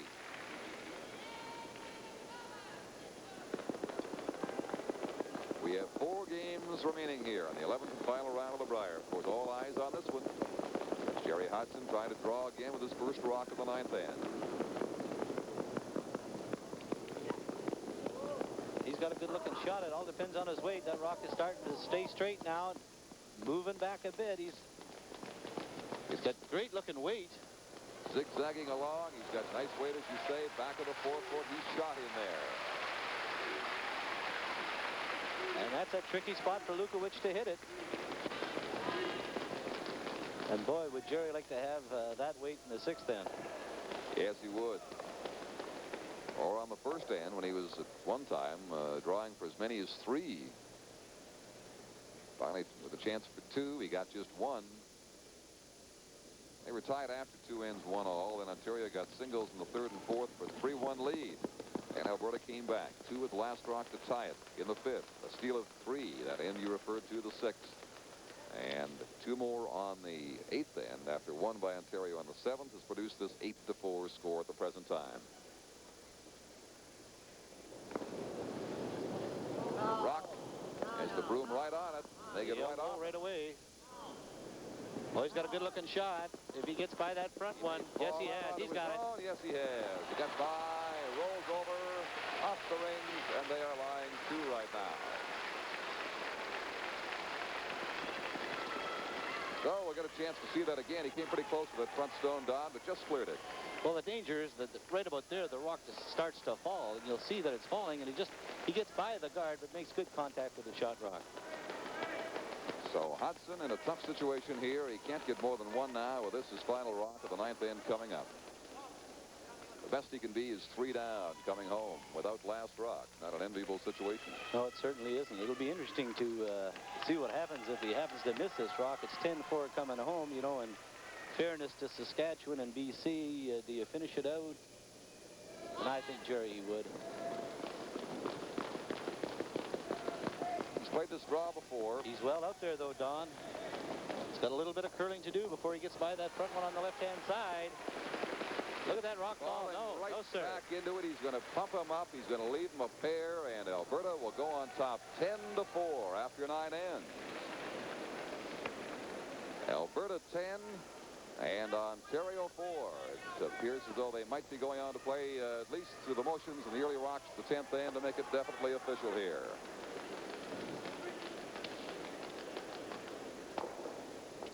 All right, this is the Nova Scotia-British Columbia game we're watching now. It is 8-5 for BC. This is the 10th end. Last rock is Nova Scotia's here.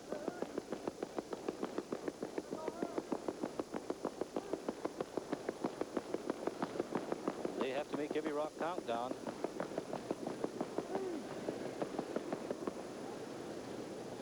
Just a little bit short with that one.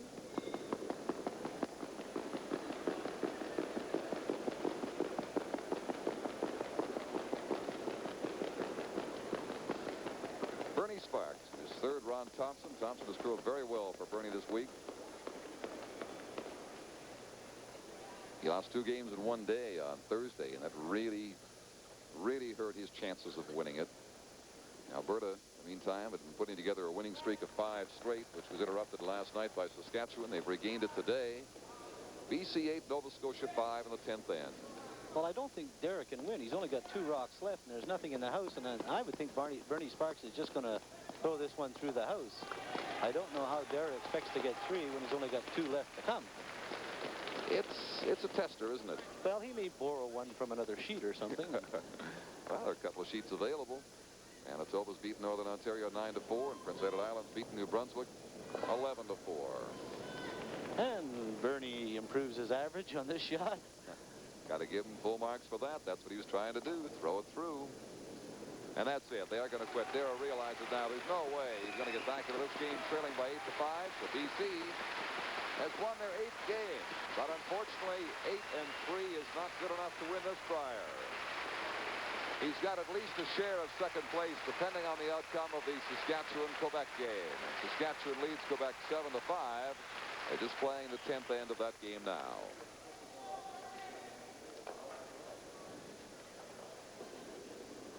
One rock out in front here. An Ontario rock at the 10th end. Well, Alberta just has to kill this one and one more, and there's no chance. Right now, they're good for the tie. There's no doubt they're going to win this. They have to make it official. 6 rocks remain for Ontario, and there's 6 rocks behind Alberta. Eddie Lukowich, Mike Chernoff, Dale Johnson, and Ron Schindel are just moments away from officially becoming the 1978 curling champions of Canada. Boy, and isn't it a nice feeling being 6 up coming home, and they've only got 6 more to come? There's no better feeling in the world after a long, hard winter to get this far. Well, that's exactly right. You know, they start back in September, and here they are, 1 rock away from winning the Canadian Championship and a chance to play in the Silver Broom for the World Championship. I'll tell you, Hodson won't shake hands with him. He'll make it go right down to the wire, which is the way he should treat it. He's being fair to the other teams, British Columbia and Saskatchewan, even though it's very obvious now that he had lost this game as early as the 6th end. And I see Ronnie Schindel walking down to Dale and saying, okay, Dale, hit this one right on the head. Hodson says, there it is, to Mike Chernoff, go get it. It's yours. And I'll tell you what, he won't be short on this yet. Johnson has the honor of throwing the rock that clinches the Brier Championship. Any piece of it at all will do. It's flaring out a little bit. We may have to wait. No, yes, we do. We'll wait a little bit longer.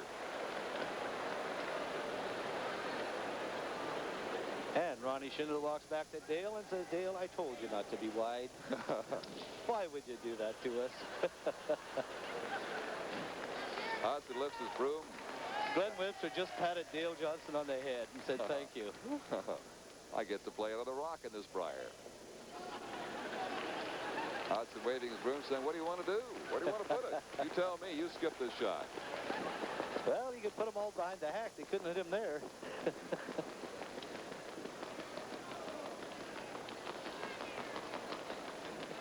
You see, Jerry. Hodson's checking with the medicine hat rig. He says, where would you like it?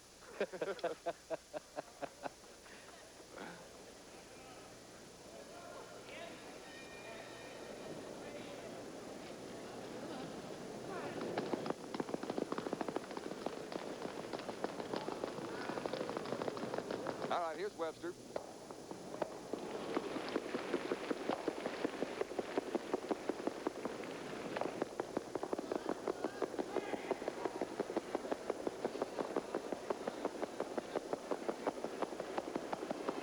I'll tell you, they're sweeping it every inch of the way. They're giving all they have to make it tough for Alberta. They got this rock to hit now on the center line, which may be a bit of an easier shot, and Johnson has passed on the honors. Now Mike Chernoff is going to be next in line to try to clinch the championship. Well, it's pretty hard to miss those two, and I think it's only fitting that maybe Mike Chernoff end this Brier by making the final takeout, because he's just curled super for Lukowich all week.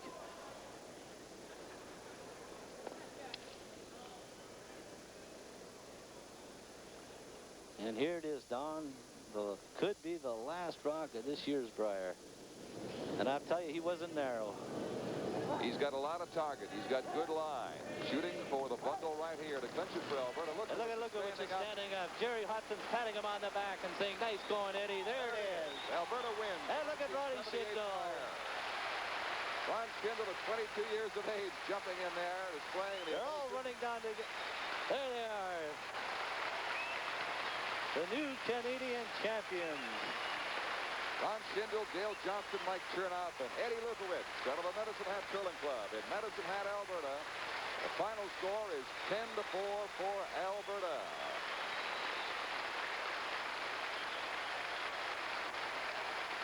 They're getting a standing ovation here, justifiably, at the Pacific Coliseum in Vancouver. We'll be back with more from Vancouver after this.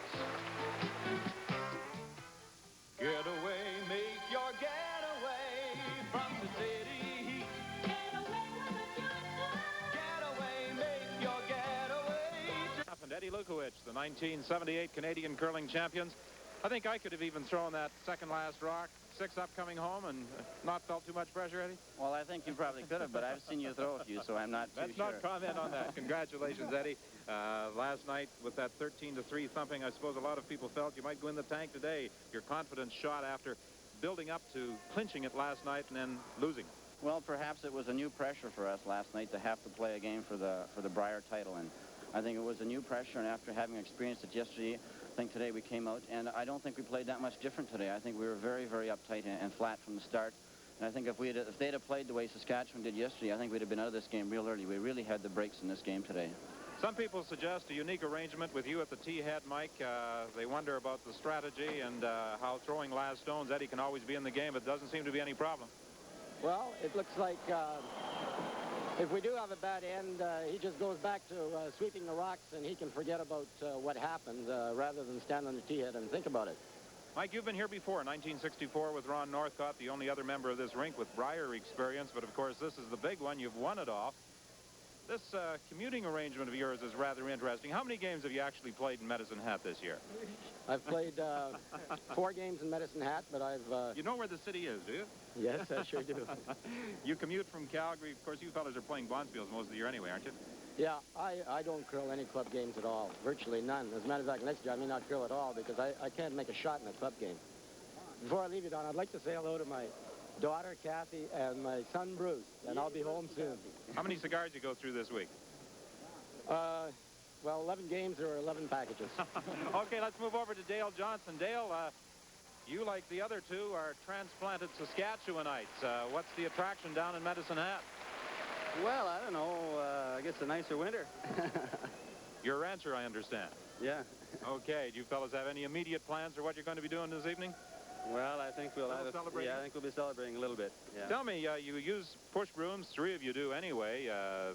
This is a new trend, is it, in southern Alberta? Well, push brooms have been around for a while, but Paul Gausel has had such great success this year that we wanted to try them, and they worked out good. You're not copying his act in using the push brooms? Are you following the leader, so to speak, with the success he's enjoyed? Well, I don't think so. He's had a great year, and I guess you got to go with success. You fellas have had a great year so far and continued good luck in the silver broom. Let's move over to the youngster on the rink, Ron Schindel. Ron, quite a year. Your first year in top-flight competitive curling, and you make it all the way to the Canadian title. Oh, with guys like this, I don't mind curling. You seem to be the cheerleader out there. You do a lot of yelling, don't you? And you get pretty excited when a successful shot is made. I guess I'm pretty emotional, yeah. Ron, I think you were a little emotional when that final shot was made. I think I detected a blurry vision a little, didn't I? Oh, I was just happy to see her go. Ron, you're really the only fellow who started curling in Medicine Hat, aren't you? Yeah, you're true. Yeah, that's right. So you've had a great year. Now you're looking forward to the silver broom. Have you had an opportunity to let the effects of the Canadian Championship sink in at all yet? No, it won't hit me till tomorrow. Okay, Ron Schindel, Dale Johnson, Mike Chernoff, and Eddie Lukowich. One final question, Eddie. 1962, you won the Canadian Schoolboy. How does this, is there any comparison at all between the two? No, this is the greatest win of my life, the biggest day of my curling life anyway. I've perhaps had bigger games at the pinball machine or something like that, but in curling, this is the big one. Okay, fellas, congratulations. We'll look forward to seeing you in Winnipeg at the Silver Broom, and we'll be back with the closing ceremonies right after we take this brief pause for these messages. Rock, which he has no real access to with the out turn. So he's playing it down this way with good weight on the outside of the sheet. Well, he has to hit that rock on the outside, Don. He has to hit about a half a rock, but boy, that rock is falling out. That's what it tends to do there. Ooh, he wouldn't want to give him another one there. He just missed. He grazed it, didn't put it up far enough. So Steve Ducat's going to get a second chance to win this game. He hits this, and he stays. He gets 3, and he wins at 8-7. He's down 7-5 right now. That shot may cost Rick Folk a second-place tie with British Columbia in the record book of the 1978 Brier. Well, in all fairness to Rick, this Brier is over. He has a chance to tie for second, but second place in the Brier just doesn't seem the same as winning, finishing first. Ducat's got a wide open hit for 3. He's got good line. Oh, that rock is starting to pull. Rick may have a chance here. It's coming over a lot. Ducat's final shot. He grazes it, rolls it back, and he will get 2 and force an extra end. So there'll be a little more curling yet here at the Pacific Coliseum this afternoon. There's going to be an extra end in a 7-7 tie, Saskatchewan and Quebec. Steve puts his arm around him. He said, I didn't want to make you work any harder than I do, but we're going to go back and play again. We'll come back to Vancouver with the rest of it for you. But first, let's pause for just a moment.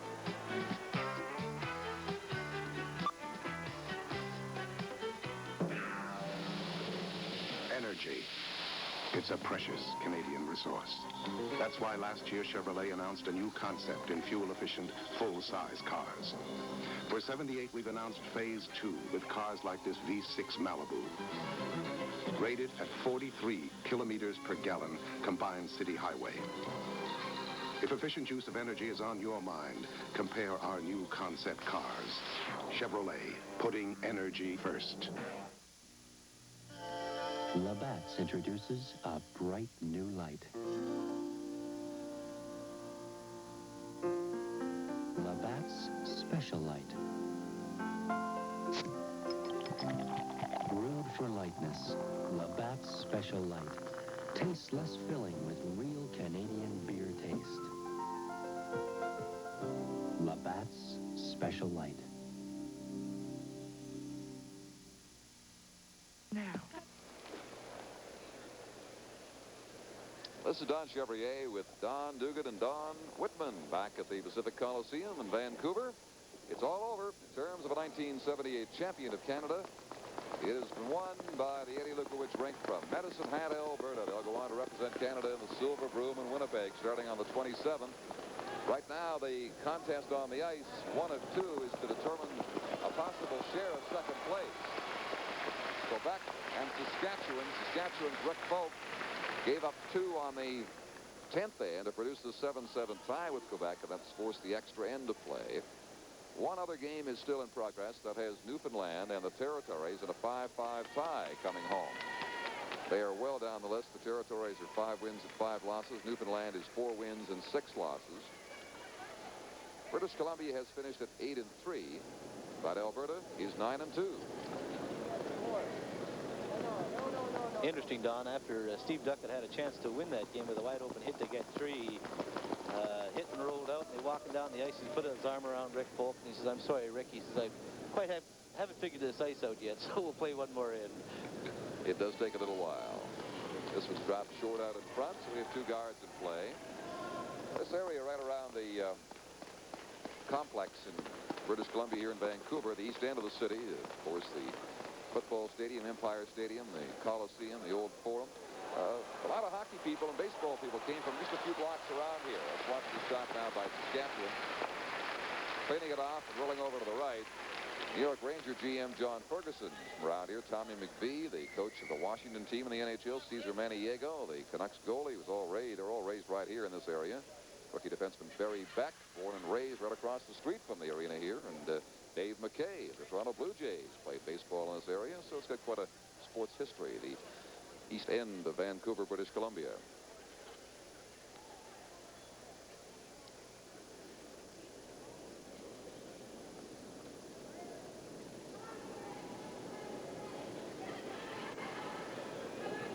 You know, Don, Steve Ducat kind of struggled all week with his weight. I know Steve personally, and I know that he attended a couple of our curling schools, and he just didn't catch on to the ice as fast as he should have at the beginning of the week, and he lost some horrendous games.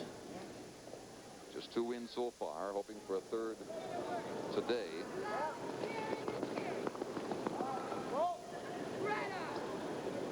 That's going to go over on the right and out of play. So still the 2 in play. Well, Rick Folk's got his fans. There they are. They're down a nice level now with Don Whitman. Okay, Chevel, the most vocal of any of the curling fans during this week in the Pacific Coliseum, as you are aware, have been these 4 young ladies from Saskatoon, and there's not much doubt about where their affections lie. Folks, finer fans. Well, gals, you were keeping your fingers crossed this afternoon, hoping for a playoff, but it didn't develop. No, unfortunately it didn't. But Alberta, they curled really well. Now, you 2 are twins, right? That's right. And you're? Eleanor, Elizabeth. Now, one of you is engaged to Rick Folk. I'm not sure which. Okay, I've got it straight. Okay, so you girls have been enjoying the week? Oh, very much so. They're still champions, even though they're going to be in a runner-up position. They've played very well this week. Okay. Well, you've still got a little cheering to do for the rest of the afternoon. Okay, we'll let you get back to your seats, and we'll concentrate on the activity on the ice. Thank you. Thank you. Say, how much did Don Ducat slip you to wear those T-shirts on? not enough, eh? Okay, here's the takeout attempt. Again, just keeping things clean on the part of Saskatchewan's Rick Folk. As we're down to the final 7 rocks of an extra end, unexpected extra end here in the Pacific Coliseum this afternoon. Alberta having won the Brier, defeating Ontario 10-4, while BC kept pace for second place over Nova Scotia 8-5. And Saskatchewan can tie for second with British Columbia if they win this game right now. Steve Ducat, though, hanging in there, looking for his 3rd win, wants to drop 1 short, hope for a break, and steal this extra end. Paul Gazal, as we told you, has won his first game representing Canada in the World Junior Championship in the Swiss Alps. We'll be flying over there next week to bring it to you next Saturday afternoon. The final for the World Junior from Switzerland. And, of course, on April 1st and 2nd, the Silver Broom will come to you from Winnipeg on CBC. And Carl Murovic at 3rd comes up short on that attempted guard asked for by Steve Ducat. So now they each have 3 rocks to go in the extra end in a 7-7 tie. Don't forget that Hockey Night in Canada coming up later on tonight on CBC television. Check for the game and the time in your area. Rick Folk, Don, is going to try to draw one around those 2 corner guards and hopefully keep it in front of the tee line and maybe get the game-winning point. That rock is really starting to cut, and I think the ice is just getting a little bit heavier. Thompson looks like he's got a good shot if he gets by.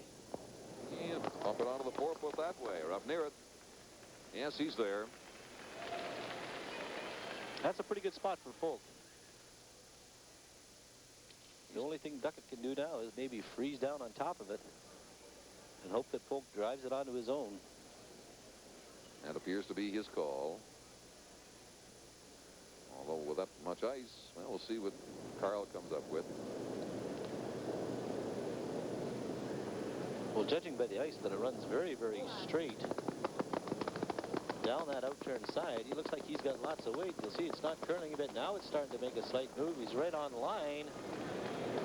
He'll tap it back all the way out. Quiet takeout. So Quebec is line 1. As we are getting down to almost skip rocks here. The last 3rd rock coming up by the Saskatchewan 3rd, Bob Thompson, former member of the Paul Savage rink in previous Canadian curling championships out of Ontario. Well, Rick Folk, who used to curl with Eddie Lukowich in Saskatchewan, has seen his old teammate go on to a Brier championship this afternoon at his, Rick's, expense, and that of Bernie Sparks of the host province, British Columbia. The attendance here, over 60,000 for the week, about 63,000. That's a new unofficial Brier record for attendance.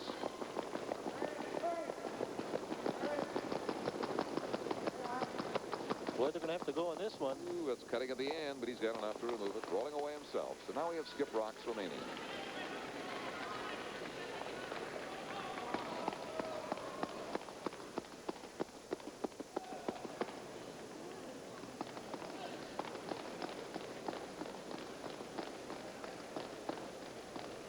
Here's Steve Ducat sliding back. We, of course, are waiting the outcome for second place here as we await the presentation to Alberta of the tankard as the new champions of curling in Canada for 1978. They, of course, won it a few minutes ago with a title-clinching victory over Ontario by a score of 10-4 when they piled up 2 on the 5th end, got 3 more in the 6th, and that turned the game around after Ontario had dominated in the early ends. Ontario was ahead of 3-1 at one point. Really, Don, the score wasn't indicative of the play. Like you say, it was 3-1 after 4 ends, and the Lukowich team came fighting back.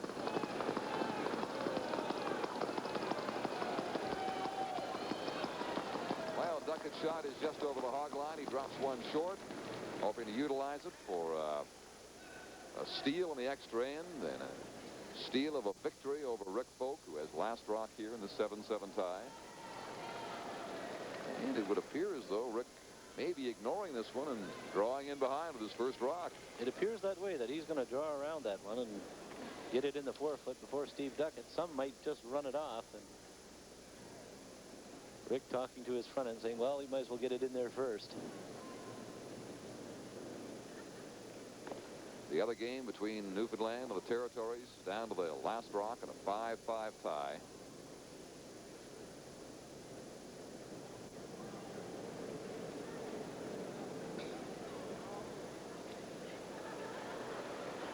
Crowd roaring as Howie Brazo's last shot is wrecking out in front, bumping up a couple of Newfoundland rocks. So Newfoundland is going to beat the Territory 7-5. Right now, here's this shot by Rick Folk. He's pulled up a way short. Ice is getting tougher. This now is the only remaining game, and there's the handshakes going around to complete the week for Newfoundland and the Territories. Newfoundland winning it by a score of 7-5. And that'll give them a closing record of 5 wins and 6 defeats, while the Territories will finish with the same 5-6 mark. 2 rocks remaining in the Quebec-Saskatchewan game, and then the 78 Brier will officially be over. The outcome, of course, has been decided. Alberta has won it.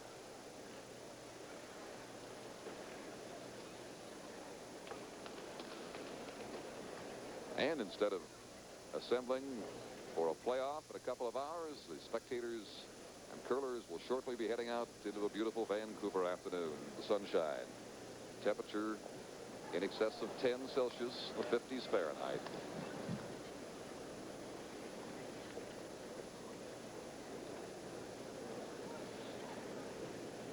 Steve Ducat dropped that rock short, but they're both fighting weight at this stage. It'll be a challenge to get one in there, especially with the ice being a little stiffer and the ice running so straight in that spot. He's not taking very much. Let's see what he does with it. Looks like he's got lots of weight. He's certainly got lots of room. Now it's starting to curl.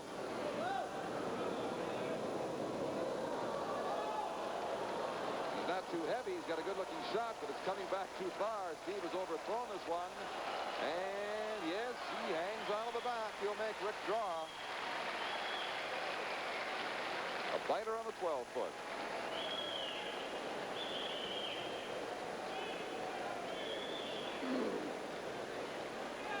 So here it is, the final rock of the 78 Brier coming up. I say that with some reservation because there is a chance that Rick could catch that rollout himself and come back and play another end, but it should be the final rock of the Brier, Don. It should be, but with Rick Folk being so light on his first one that he threw, there may be a tendency to overthrow this one, and he just might touch that back one and roll out himself and go into another end. Sorry I even brought that up.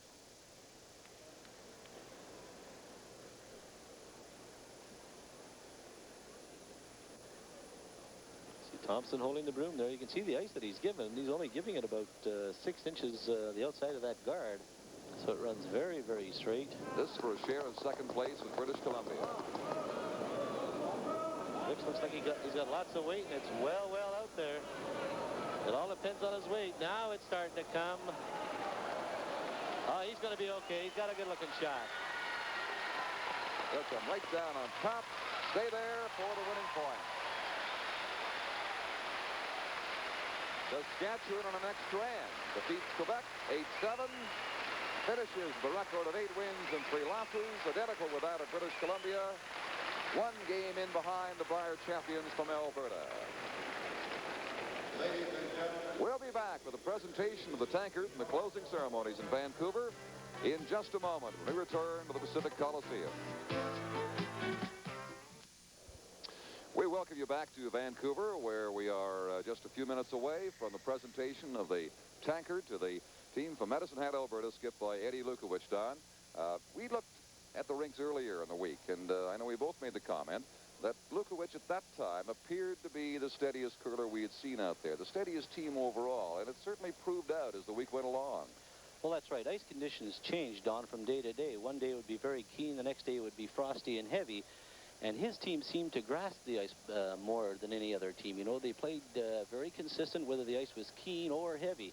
So I think, in all fairness, that they adjusted better than any other team here. What kind of a team is this going to be for Canada at the World Curling Championship coming up in Winnipeg in a couple of weeks, in your opinion? Well, I think they're so consistent, Don, that they'll do very, very well. You know, we haven't won the Silver Broom for 5 years, and I think the Lukowich team from Medicine Hat has a real good chance of winning it. They're going to startle those Europeans when they step out of the ice with those push brooms, aren't they? That's the European style. It might take the Europeans about 3 days to recover from that, and by that time, Eddie will have a good lead on them.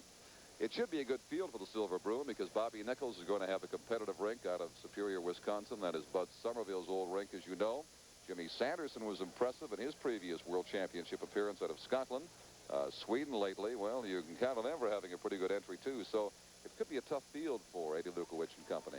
Well, I know Sanderson from Scotland real well, Don. We played him in 70 and 71 in the World Championship, and he was a good curler then. He had his older brother playing third, who I understand has dropped down to second, and he's got a young fellow playing third. So Sanderson could prove troublesome. And you're right about Sweden and Switzerland. They've got good curling programs over there. They're good, aggressive young rinks, and if Chernoff is going to win, you know, he's going to have to be at the top of his game. Chernoff and Lukowich made quite a comment a few minutes ago down there in the interview with Don Whitman. They said, in effect, that we were ripe for the taking again today in the early ends, that they were tight, and had Ontario curled the way Saskatchewan's Rick Folk did last night, indeed there could have been a playoff. That's how the curlers felt themselves. Well, that's right. Anytime that you're ahead, you know, everybody else is gunning for you. Like Gerry Hodson from Ontario, you know, he's not going to lay down. He's going to go after him. And that's the trouble with being a leader. Everybody's after you. And I think Rick Folk came up with a very, very big game, which he had to. And I think the Lukowich team was maybe just a little bit down. They had a chance to win. They got a little tight in the early ends. And if Rick Folk gets up on you 6 points, it's pretty difficult to come back from. Well, nothing is taken for granted anymore because, as you said, the last 5 years, Canada has had a drought at the World Curling Championship. I'm sure that Lukowich and company are well aware of that situation as they go in. They'll be prepared, at least mentally, for what they must face. Well, that's right. You know, years ago, it was Canada stepping on the ice and winning the World Championship. Well, that whole situation has changed now, and I don't think Canada is no longer the favorite. They're like the underdog now, and I think the Alberta team will probably look at it in that light and say, well, look, we haven't won for 5 years. Let's go right after them right away. And if they're going to win, they're going to have to be at the tops of their game, Don, and I think that's the way they'll approach it. Canada is the defending champion, of course, in the World Junior Curling Championship, won by Billy Jenkins' rink from Prince Edward Island last year in Quebec City. And it's underway, as we told you now, in Switzerland, with Paul Gausel of Calgary off to a good start, winning his first game 7-4. Reminder, we'll be in Grindelwald, Switzerland next weekend to bring you that on CBC television, the final for the Uniroyal World Junior Curling Championship.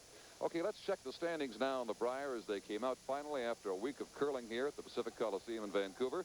Alberta winning it by the margin of 1, 9 wins and 2 losses. British Columbia and Saskatchewan sharing second place with 8 and 3 marks. Then New Brunswick and Nova Scotia, followed by the Territories. Manitoba, PEI, and Newfoundland the same mark. Ontario, Northern Ontario, and at the bottom, last year's championship province, the province of Quebec. All right, the closing ceremonies are underway here at the Pacific Coliseum.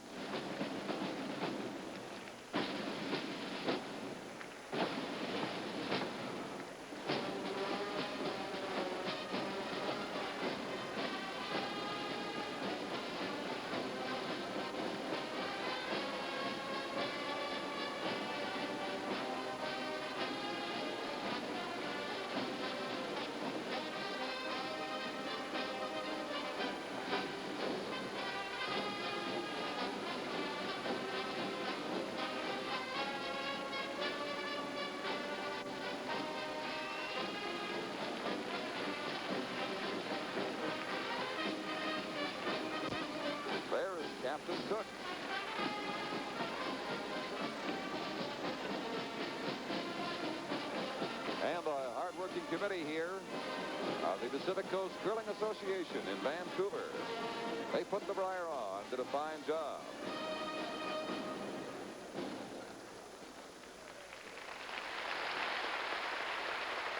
Somebody said the success to a sporting event depends on the people who work for you, and if you get hundreds of people working for nothing, and that was the case here, you'll make it a success, and they did.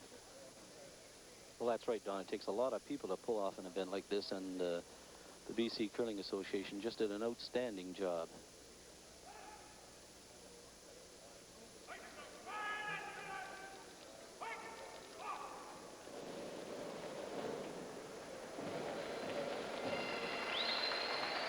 Now the pipes.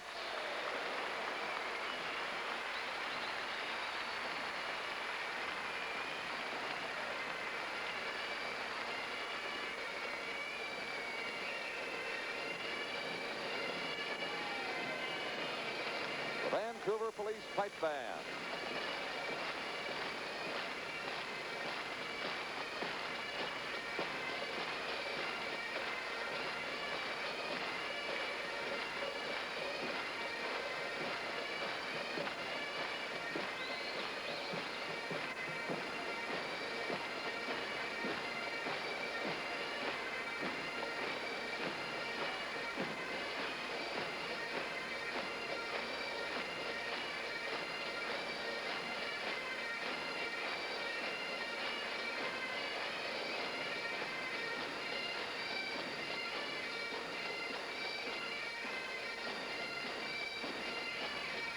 On the left, entering the arena, the 12 competing teams.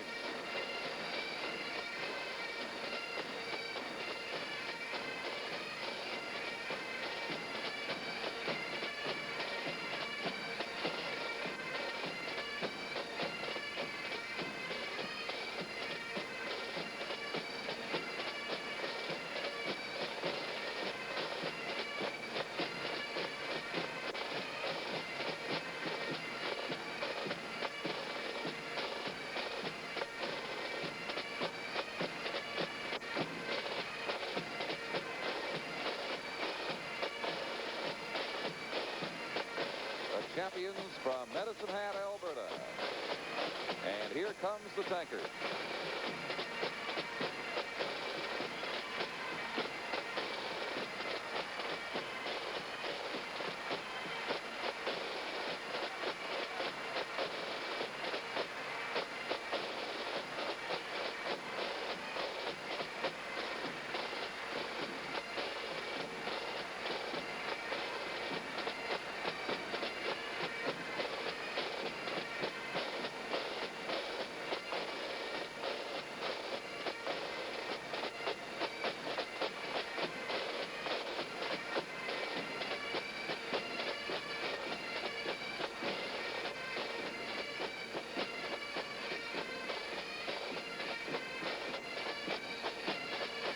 Watching the closing ceremony of the 1978 Brier live from the Pacific Coliseum here in Vancouver, British Columbia.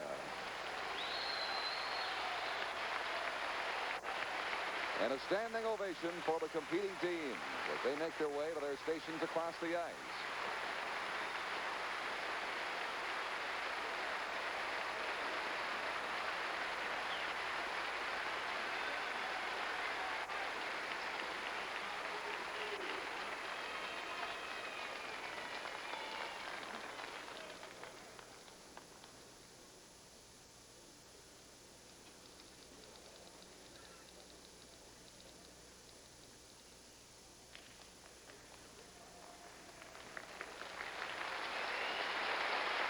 The McDonald Brier tanker.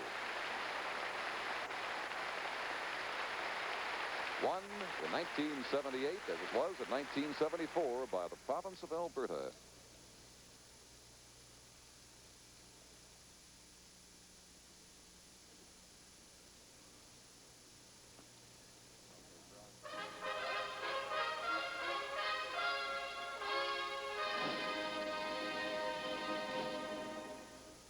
Ladies and gentlemen, may we proudly present the winners of the McDonald Brier 1978 from the Medicine Hat Curling Club in Medicine Hat, Alberta, Fast Eddie Lukowich and his team.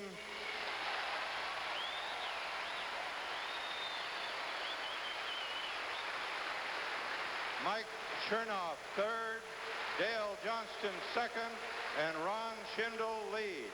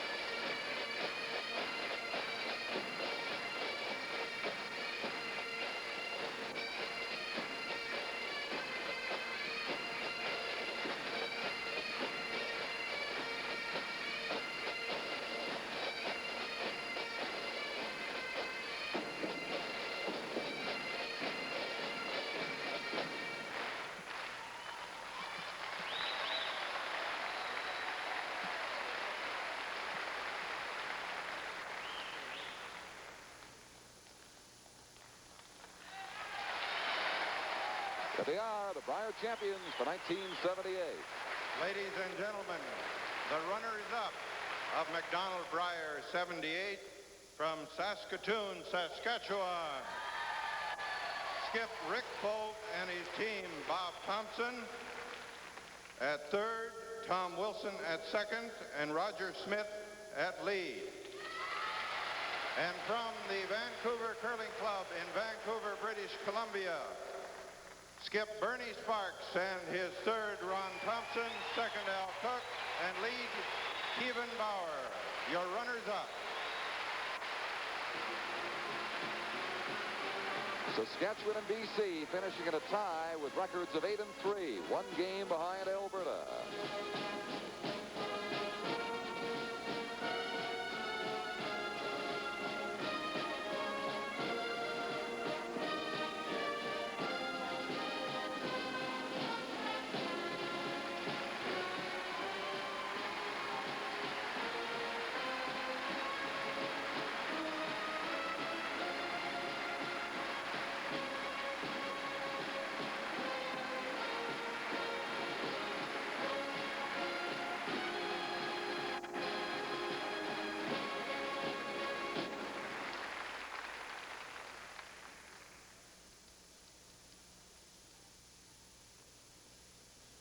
Ladies and gentlemen, I'm proud to present a great friend of curling. All of you know him. He'll make the presentations to the winners, Mr. David Stewart, McDonald Tobacco Incorporated. Mr. David Stewart. This presentation for the next to last time by David Stewart, as McDonald will cease its sponsorship after 50 years in Ottawa next year. Ladies and gentlemen, a very great pleasure for the 49th time to be presenting the Canadian Curling Championship. And if it's in Vancouver, we were here 28 years ago. We were here when the Kerrisdale Arena was first opened, and I don't think anybody could have imagined the tremendous crowd here today when we thought of it 28 years ago. You've just been a wonderful city, and one advantage you have that no matter what you do with your buildings, you can never destroy that magnificent background. You are just one of the great cities of the world.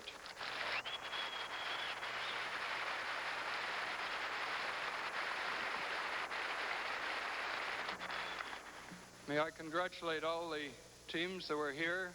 You couldn't all win. I know that sometimes you found the ice a little bit off, but, you know, I don't need to tell you that it was off for the other guy, too. And all six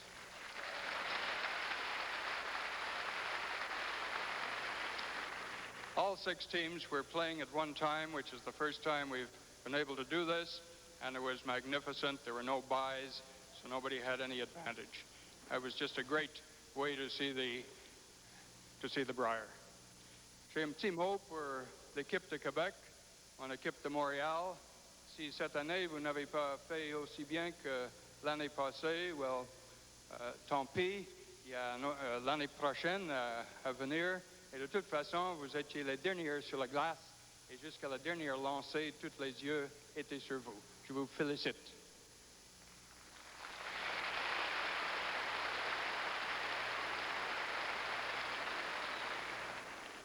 The two runners-up teams, congratulations.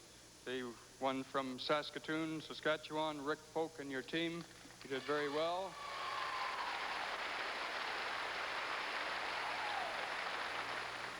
And of course, Sparky and your team, well, better luck next time, but you were the favorites in the sense that you were the home team.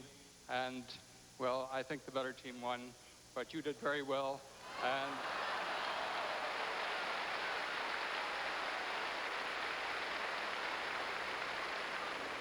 well, ladies and gentlemen, you have to look at the record. Who wins it, you know? And if you didn't do anything else, my dear friends from Alberta, you put Medicine Hat on the map. So, for the 49th time, great winners. And from Alberta, that's the 13th time that the team from the province of Alberta has won. I'd like to congratulate Ron Schindel, Dale Johnston, Mike Chernoff, and of course, Skip Ed Lukowich. Congratulations for the 49th Brier.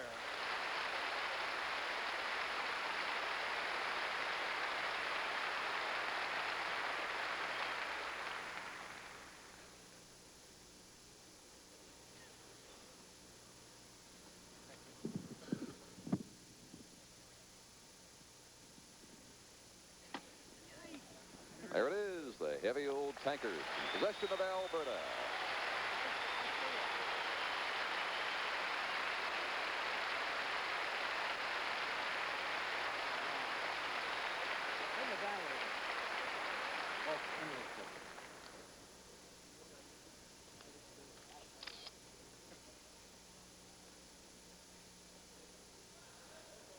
And those photos you'll be seeing in your newspapers across the country on Monday morning of the victorious four from Medicine Hat, holding the McDonald Brier tankard.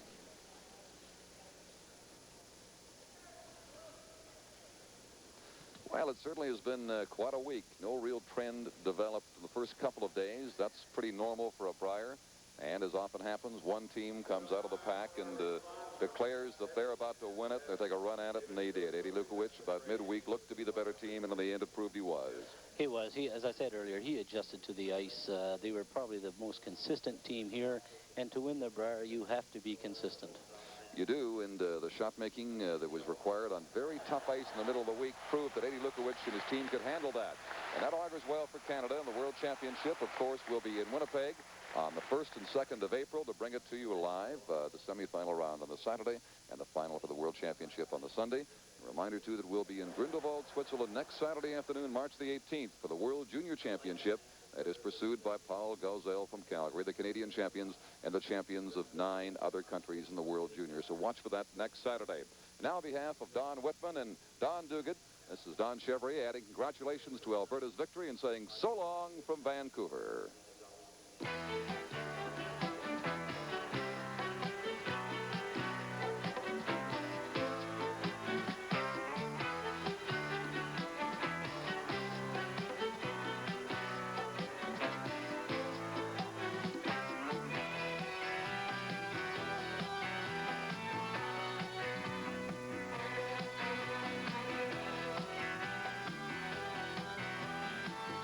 The Canadian Curling Championship is brought to you by Labatt's Breweries of Canada.